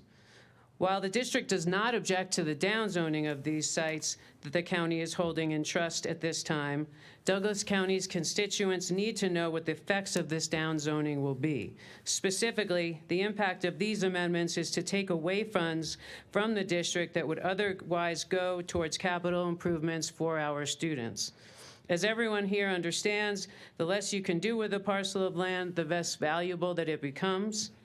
So the impact of this PD amendment and the one for Pinery coming that follows will be to devalue the land and therefore decrease the funds that the school district will get if and when the county wants to buy it for a park or other public use. Last thing I would add is that we are grateful and support the stipulations set forth in the project manager's letter dated December 5, that's part of your record, and urge you to amend the 82nd Amendment accordingly. Thank you. Thank you, Council. Following on with the rest of the list, we have Michelle Murphy. I'm sorry, that was you. We have Mark Condon from Highlands Ranch. Is Mark still here? Okay, and finally, Andrea Swenson. Is Andrea here? Okay. Not seeing Andrea. Okay, so with that, I'm going to close citizen comment, bring it back to the board for any further discussion and/or motion. Well, when it comes to the property before us here, which is the Highlands Ranch one, I am very familiar with it. It's been, there actually is a school just up the street from here that the Douglas County School District recently had shut down, and it's operated essentially kind of as a dog park almost, or a dog walking path for the local residents there for quite some time. Occasionally some barbed wire or something will go up to try to keep the local residents off of it, but it ultimately always comes down and there's some walking paths there. So I don't see any harm in the down zone here before us today, and do believe it meets the approval criteria before us. Therefore, I move to approve Highlands Ranch Plan Development 82nd Amendment, Major Plan Development, because it does meet all the approval criteria with what were the conditions present with the two? So we have two conditions, and as the applicant, we need to accept those.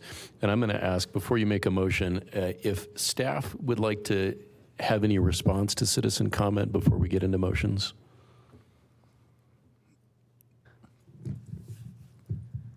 Thank you, Commissioner. I think I would generally, I would disagree with one aspect of the school district testimony, and that's that this was a substantial downzoning. I don't think that's a fair characterization in this case. The site is already a non-urban land use in its designation. Land uses are limited to schools in all forms, and a range of non-urban land uses that are generally park and open space in nature. What staff has sought to do here is just further clarify the kinds of uses that make sense within the context of a neighborhood.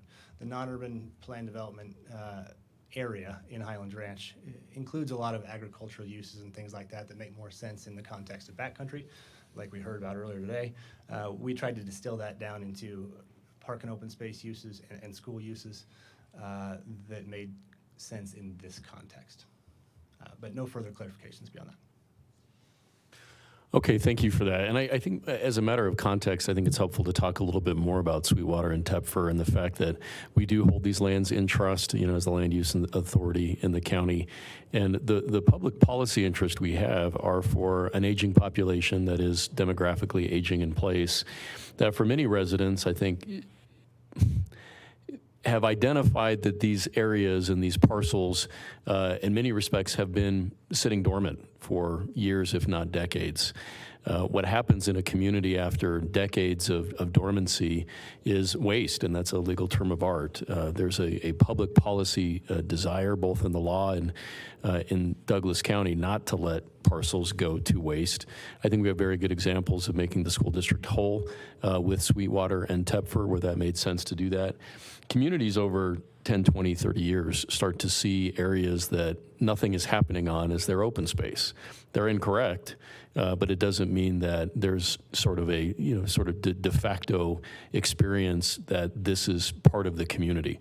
So part of, I think, the goal in much of this is to ultimately just honor the perspective of our citizens, make sure that as we contemplate our open space, parks, and historic funds, that yes, we acquire great parcels like we talked about earlier today with Wildcat and the 202 acres, but there's so much open land that exists within neighborhoods that could have been schools, maybe should have been schools.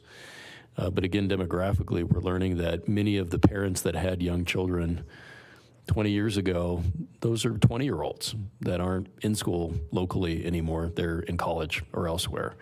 And as we've heard, or maybe not heard from the school district, no plans, no changes in terms of a desire to modify those particular sites, no resources to turn those into schools at this point. So again, letting property lay waste indefinitely while we wait and citizens wait, I think violates public policy and is inconsistent with the desire of our citizens. So I'm really pleased, Dan, with the hard work that you've done. I think this is a great benefit to our community and for neighborhoods that really care deeply about the lands that they live adjacent to. This is a really significant benefit for county residents, so I'm very supportive. Any additional discussion?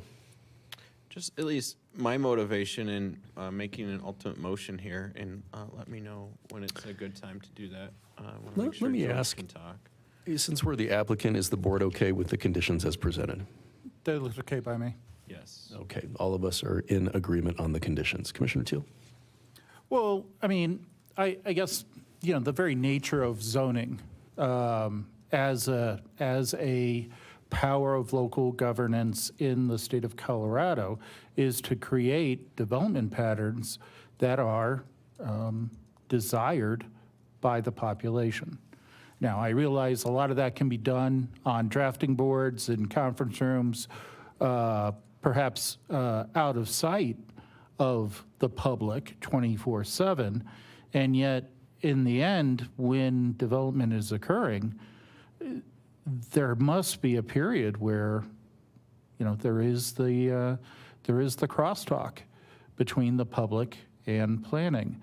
This is very specifically, and Commissioner Van Winkle, I mean, this is something you've got personal knowledge of, and you've brought to the attention of the board that, you know, the zoning that was on this parcel of land, it could use a little bit of opening in terms of land use, allowable land use.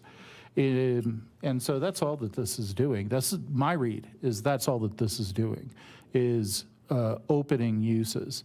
And it just kind of, it struck me a little bit when the phrase downzoning was being thrown around, because, I don't know, I'm not seeing a lot of downzoning here. I'm seeing an expanded capability that we know from the votes of our people in Douglas County that they desire. We're adding those as options. In the meantime, the capability for a school to be built here is still being preserved. And so, and you know, by the way, we heard from the council for the school district the desire to, preserve the value of the land, preserve the fact that there could be a sale of this land and that those proceeds should go to the school district. It's very clear in the presentation, it's very clear in the amendment. Those are preserved. So I'm in favor of moving forward. Commissioner Van Winkle, I know this is your district. I would defer to you in crafting the motion if you'd like to, but based on what has been presented, I do believe we should adopt this amendment. And I do agree.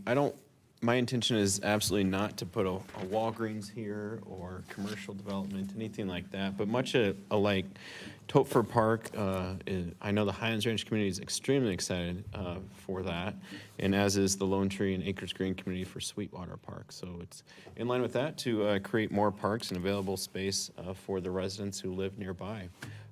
Therefore, Mr. Chair, in the interest of time, I move to approve Highlands Ranch Plan Development 82nd Amendment, Major Plan Development Amendment, because it does meet all the approved criteria as presented with the two conditions as presented.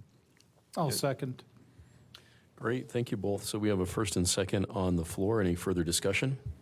Seeing none, all those in favor signal by saying aye. Aye. Aye, and that carries unanimously. With that, we're going to move on to our very final item of our long hearing this evening. It's the Pinery Plan Development, 34th Amendment, Major Plan Development Amendment, Project File ZR 2025-010. Mike Pasica, Principal Planner, presenting for staff. Hi, Mike.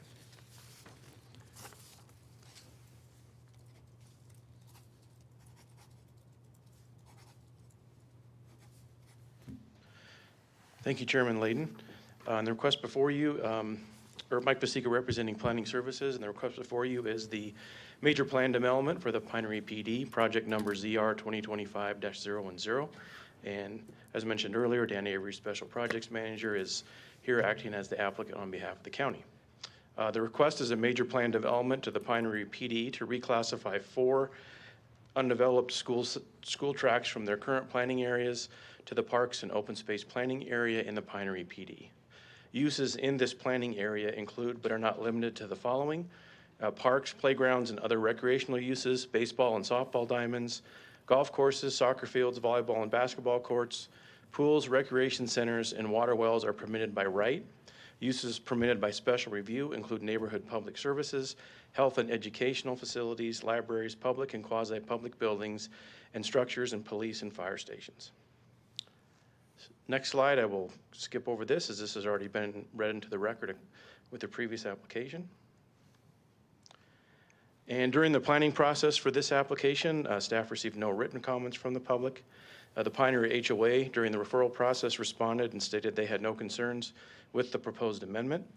The Douglas County School District responded and objects to the proposed amendment and would like the amendment to specifically allow for school and administrative facilities for elementary and secondary education and be limited to public and recreational uses only. The district would also request that any proceeds for any sale of the county-owned sites should go to the school district as provided by state statute. And the applicant representative will address the school district's request and the county response. The Planning Commission heard the proposal at a public hearing on December 15th, 2025, and the vote was 4-4, so a recommendation was not carried forward to the board. Members of the PC stated that it did not meet approval criteria 1501 and 02 of the PD amendment process. The project site is located in the northeast area of the county, highlighted with the red star. It lies within the Pinery separated urban area of the comprehensive master plan. And this map shows the 4 sites. It's kind of bisected by State Highway 84 or 83. And if we start here with this item number 1 here and go kind of clockwise around the map, site number 1 is tract 1, Pinery filing number 6, and it's located east of Betts Ranch Road and East Sunridge Hollow Road. Site number 2 is tract A, Pinery filing 26A, and it's located south of South Pinery Parkway and Democrat Road. Site number 3 is tract F, Pinery West filing 1E, and it's located southeast of Pradera Parkway and Bayou Gulch Road. And site number 4 is part of tract 14, Pinery filing number 3, and it's located southwest of North Pinery Parkway and Hillside Way. This is zoning map of 2 of the sites. As you can see on the left is tract 1, the Pinery filing number 6. All surrounding zoning with that is PD. There is some rural residential to the north, and it's separated by a narrow tract that is actually owned by Douglas County. And tract A, Pinery filing number 26A, all surrounding zoning is planned development. And the next 2 tracts, tract F, Pinery filing West filing E, all surrounding zoning is PD, and the same for tract 14, Pinery filing 3. Take a look at some aerials. This again shows tract 1, the Pinery filing number 6, and tract A, Pinery filing 26A. As you can see, both tracts are undeveloped, and they're primarily surrounded by single-family residential development. And then the next 2 tracts, similar, both tracts are undeveloped and surrounded by single-family residential. To the southeast of tract 14 is the Mountain View Elementary School. As background, the original Pinery PD was approved in 1974 and has been amended 32 times. The 4 tracts were set aside for potential school sites when each subdivision was originally platted. Tract 1, the Pinery filing number 6, was transferred from the county to the school district in 2021. Tract F, Pinery West filing 1E, which is the site west of State Highway 83, is included in the community services planning area. Uses in the community service planning area include but are not limited to private recreational and park uses, clubs, tennis courts, pools, club support facilities such as restaurants and tennis shops, parks, playgrounds, private and common open space, neighborhood public service, health and education facilities, libraries, schools, and administrative facilities for elementary and secondary education, nursery schools and daycare centers, and public and quasi-public building and structures. The 3 remaining tracts do not fall under a specific planning area in the Pinery PD, but were instead dedicated for school sites and public uses. Currently, the 4 tracts have not been developed, as we saw earlier on the aerial photos. This is the PD map exhibit that's in your packet. This is the first page, and this just shows the 3 sites east of State Highway 83. And this is the second page of that PD map exhibit showing the 1 site west of State Highway 83. And this slide is an excerpt from the Pinery PD Development Guide listing the permitted uses and uses by special review in the Parks and Open Space Planning Area, which I went through before.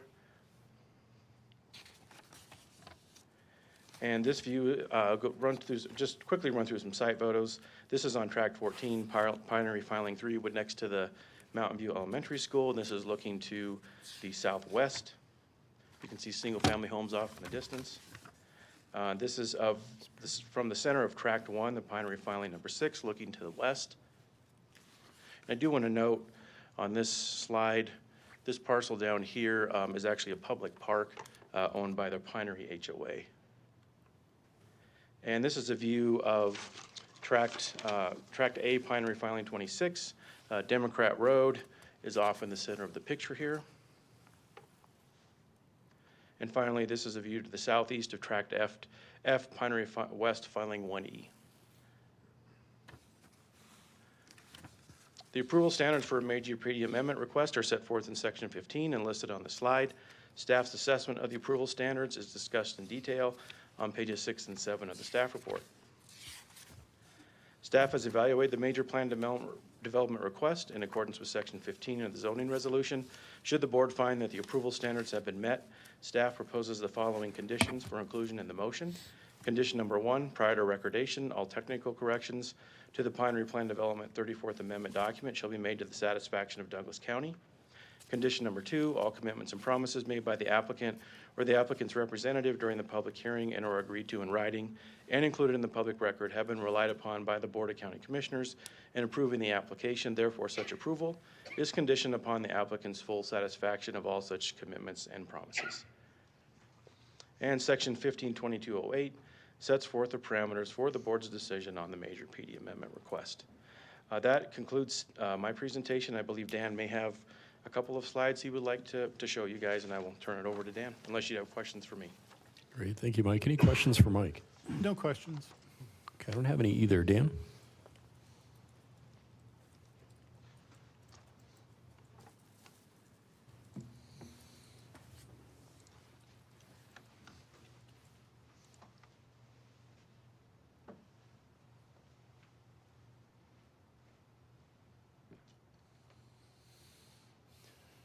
Thank you, Commissioners. Just a couple of quick clarifications on these sites.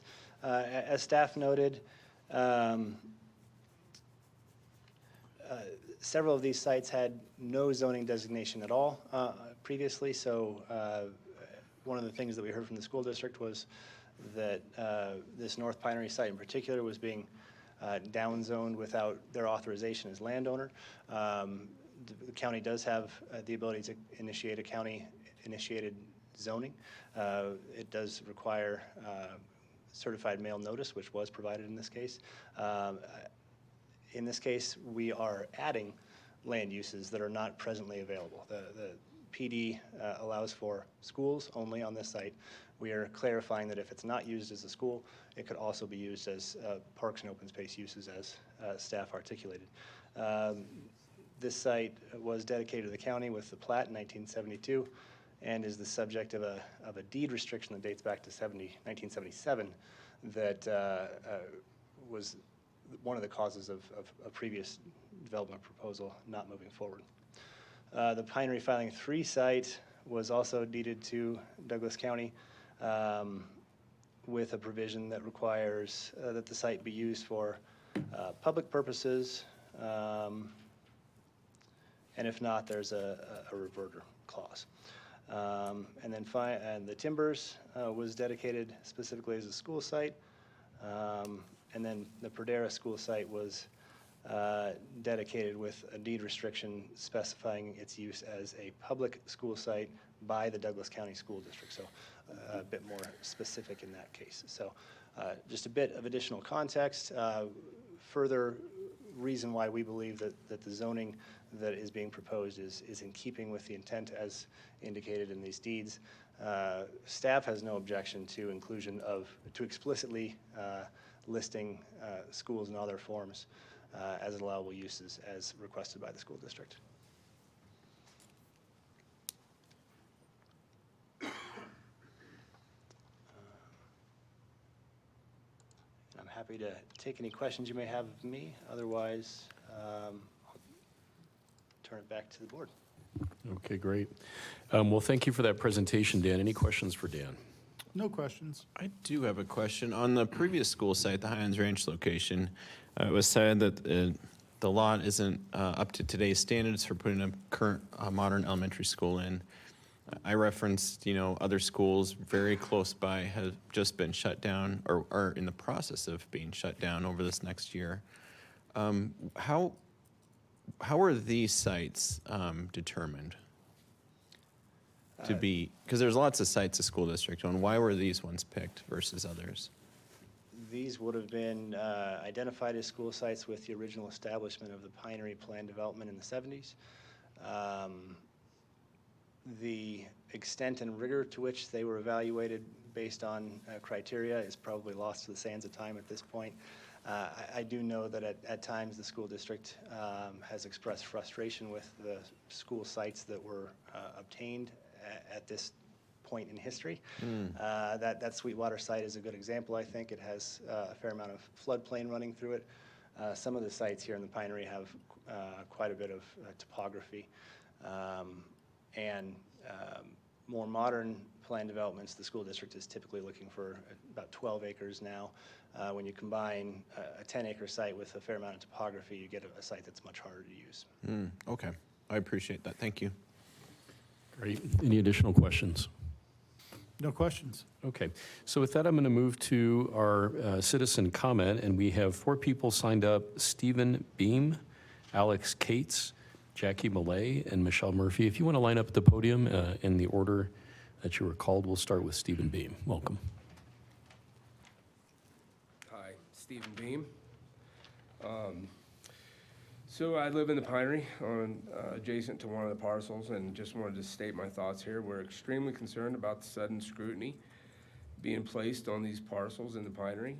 The issue appears to have emerged, without warning, and from our perspective, it seemed a little abrupt. We were first notified approximately a month ago, and since then, most of us have made repeated and genuine efforts to obtain clearer information about these parcels. Each attempt, for me at least, has resulted in incomplete responses and conflicting explanations, basically not being able to get, when I've called and asked, what specifically will be here, nobody can seem to answer that question. I mean, if we're talking about a park or something else, playgrounds. Last night's Q&A session really only reinforced my concerns. The discussion was dominated by some partial answers, some uncertainty, and repeatedly we heard that we believe or we think rather than clear definitive information. The lack of clarity has been, pretty significant, it will pose a pretty significant impact on, us property owners, especially the ones that live right up against these property, this in question. We're asking, why the sudden interest in these parcels? Why, what brought about this sudden need to re-downzone these properties? Additionally, we've not been given an adequate time to conduct proper, do our due diligence to explore our options or consult with legal counsel. We feel like the process has been rushed, and it undermines transparency and prevents the affected parties, from meaningfully participating. I guess I'm out of time. Thank you, Mr. Beam. I'm going to ask Alex, is it Cates? Cates. Cates, okay, welcome. Good evening, Mr. Chairman, Commissioners, and again, my name is Alex Cates, resident of Parker. Our property, so I agree with Mr. Beam. Our property immediately abuts 26A filing. And I'd like to recognize Chairman Teal. I think you absolutely spoke truth and gospel as it relates to what the citizens are looking for in Douglas County in the open space. And Mr. Avery, I think you've done a masterful job of articulating what the intent is. As I said last night, and being an architect, business owner, intent has a lot of, and fellow attorneys sitting in front of us, has a lot of different definitions. There's actually communication between Mr. Avery and the planning, and he references, and I think this was referenced in the Highlands Ranch presentation, he references that the school district is okay, actually, with downzoning this into a park space, with one stipulation that it be limited to a park space. That's in a letter that's from December 5th. Again, I think that was referenced. School district replied on December 3rd. As it goes back to the definition of intent, supporting, I think we support, somehow I got voted as one of our spokespeople, so I'll deal with that later. I think we're okay with the idea of it becoming a park, regardless of the definition of downzoning. What we would like is some certainty. And if we could respectfully ask for that condition number 1 from the school district as they posed, to be included with that, I think that would be fantastic. And I appreciate the opportunity to provide some testimony. Thank you so much, Mr. Cates, and we know it's been a long evening, so thank you for sitting with us through the evening. We appreciate that. So next we're going to ask, again, Jackie Millay. It sounds like maybe she's not here. Okay. And then once again, Michelle Murphy. Welcome. Thank you, Commissioners. Michelle Murphy, Deputy General Counsel for the Douglas County School District. I reiterate without restating the concerns stated in our testimony on the prior application. I also want to voice the school district's objection to the county's unilateral downzoning of the district-owned parcel. 3 of the parcels, as you saw, are held in trust for the school district by the county, but one we own, the school district owns outright. If the school district ultimately concludes that it does not need that site, the site that we own for a school, it will be more than happy to sell that property to the county to convert it to a park or for some other public use. But as with all such land acquisitions, the district, as the landowner, should be entitled to the full value of the land when it sells it, rather than a reduced amount because of the BOCC's unilateral rezoning without the district's permission. We think the county's application with respect to the district-owned parcel sets a bad precedent, not just for the school district, but for all landowners in the county. We therefore ask that the BOCC refrain from rezoning the school district-owned parcel. Thank you. Thank you, Counsel. Let me ask again, Mr. Avery, when were these parcels platted and recorded? When did we get the deed of lieu? The oldest site was platted in the 70s. The newest site would have been sometime in the early 2000s. Okay. So, and I appreciate the testimony from counsel for the school district. So they've had at most 45 years, maybe as little as 20 years to reach a decision on these parcels. That's correct. And in the case of the school district-owned site, I would like to clarify that the site is presently identified solely as a school site. So to the extent that there is zoning, the zoning would be for a school site. What this proposal would do is allow for a broader range of park and open space uses on that site if it is ultimately not used for a school. And I think to clarify the county's intent there, I think it's reasonable that the board may consider adding that clarification that school and associated uses remain allowable, while clarifying for the community that if it ceases to be needed as a school site, that the vision that the county has for that site is that it would be used for parks and open space. I also heard inquiries from the public about when something like that may occur. I think that the county has sought to acquire that site in particular for a number of years and has been unsuccessful in reaching an agreement on evaluation. Yeah. So in effect, it remains open space until an agreement has been reached with the school district on value. Am I understanding that correctly? That's correct. And then in that case, if we were ultimately successful in acquiring the property for parks and open space, in consultation, of course, with the board, COSAC, if appropriate, or the Parks Advisory Board on the use of parks and open space funds, then ultimately we would look to partner with likely a third-party entity like the Pinery HOA or similar to own and maintain the property going forward. We'd like to be able to provide that assurance to residents when possible, and that would require reaching an agreement on valuation. Yeah, thank you, Dan. Okay, so with that, I'll close citizen comment, and again, appreciate staff for the response to citizen comment. I'll bring it back to the board for any further discussion or a motion. Well, Mr. Chair, I do appreciate that. I appreciate the folks that stuck with us so late, especially if you're a homeowner that backs up to this property. You've probably owned your home for quite a long time, and for quite a long time, it's just been probably weeds and kind of the native grasses. And so I understand being wanting to find out information, and but I don't think there needs to be a lot of confusion or anything. I, for one, Commissioner, as Dan just said, right now it's zoned specifically for a school, future school site. I'm not sure the neighbors at this point, this advanced stage, would love to see a school there. I, for one, my intention would be a park, a dog walk, playground, something like that. So this is kind of the first step in the process. Of course, it's not the last step to turn it into a playground or a dog walk or anything like that, but that's where my intention would be.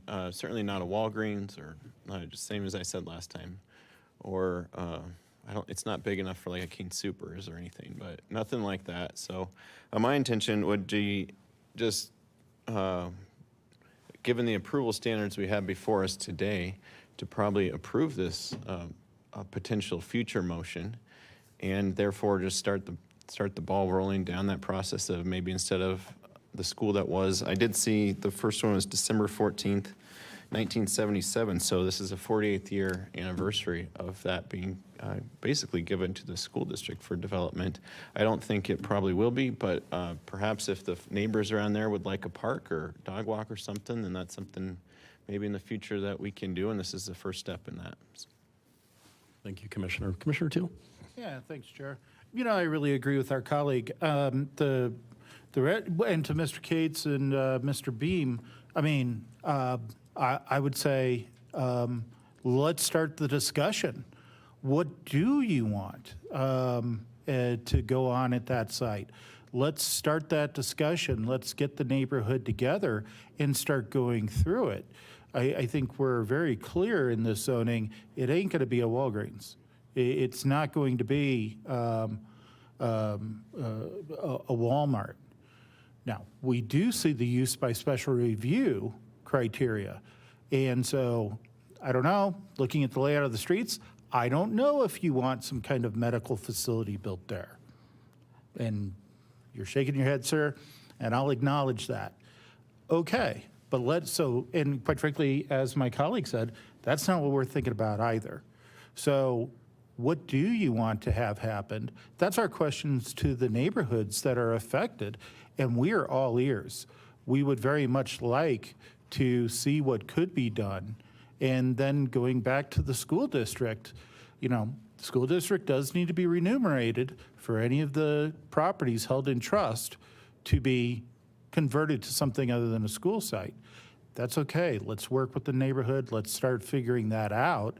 And then we can have those discussions with the school district on, what is appropriate. But that has to start with this amendment right here. So I'm very much in favor of moving through that process with our residents. And so if it pleases the board, I do have a motion to approve Pinery Plan Development, 34th Amendment, Major Plan Development Amendment, because it does meet all of the approval criteria as presented with the two conditions as presented. Project file is ZR 2025-010. Second. So we have a first and second on the floor. Any further discussion? I agree with both of my colleagues. I think you stated this well. This is a great example of leadership for our community. I think you're both to be commended, and I think this will be greatly appreciated by the citizens of Douglas County. I do take issue with some of the commentary from counsel for the school district, with all due respect. I certainly understand the perspective, but I think the phrase unilateral was used. If we're talking about properties that a decision could have been made since 1978, and I guess, at least within the last 20 years, that doesn't seem very unilateral to me. This seems very reasonable to partner. And again, if there is a decision or leadership by the school district to site a school in these locations, I think we're very understanding and willing to relinquish the property appropriately for that and expediently for that. If the resources and the decision is made by the school district, we're waiting and pleased to do that. And we do have a track record of working with the school district on properties that do become parks and open space. So if there's leadership from the school district that says, look, we want to get remunerated and get some money back, we'll sell it to you as a park, we'll do it real fast, and we have done that. So certainly appreciate that. Hope for more opportunities for cross-governmental decision-making. I'm certainly in support alongside my colleagues. Any additional discussion? Seeing none, all those in favor signal by saying aye. Aye. Aye, and that carries unanimously. So with that, our next land use meeting will be held on Tuesday, January 13th in the new year, 2026 at 2:30 p.m. We are adjourned.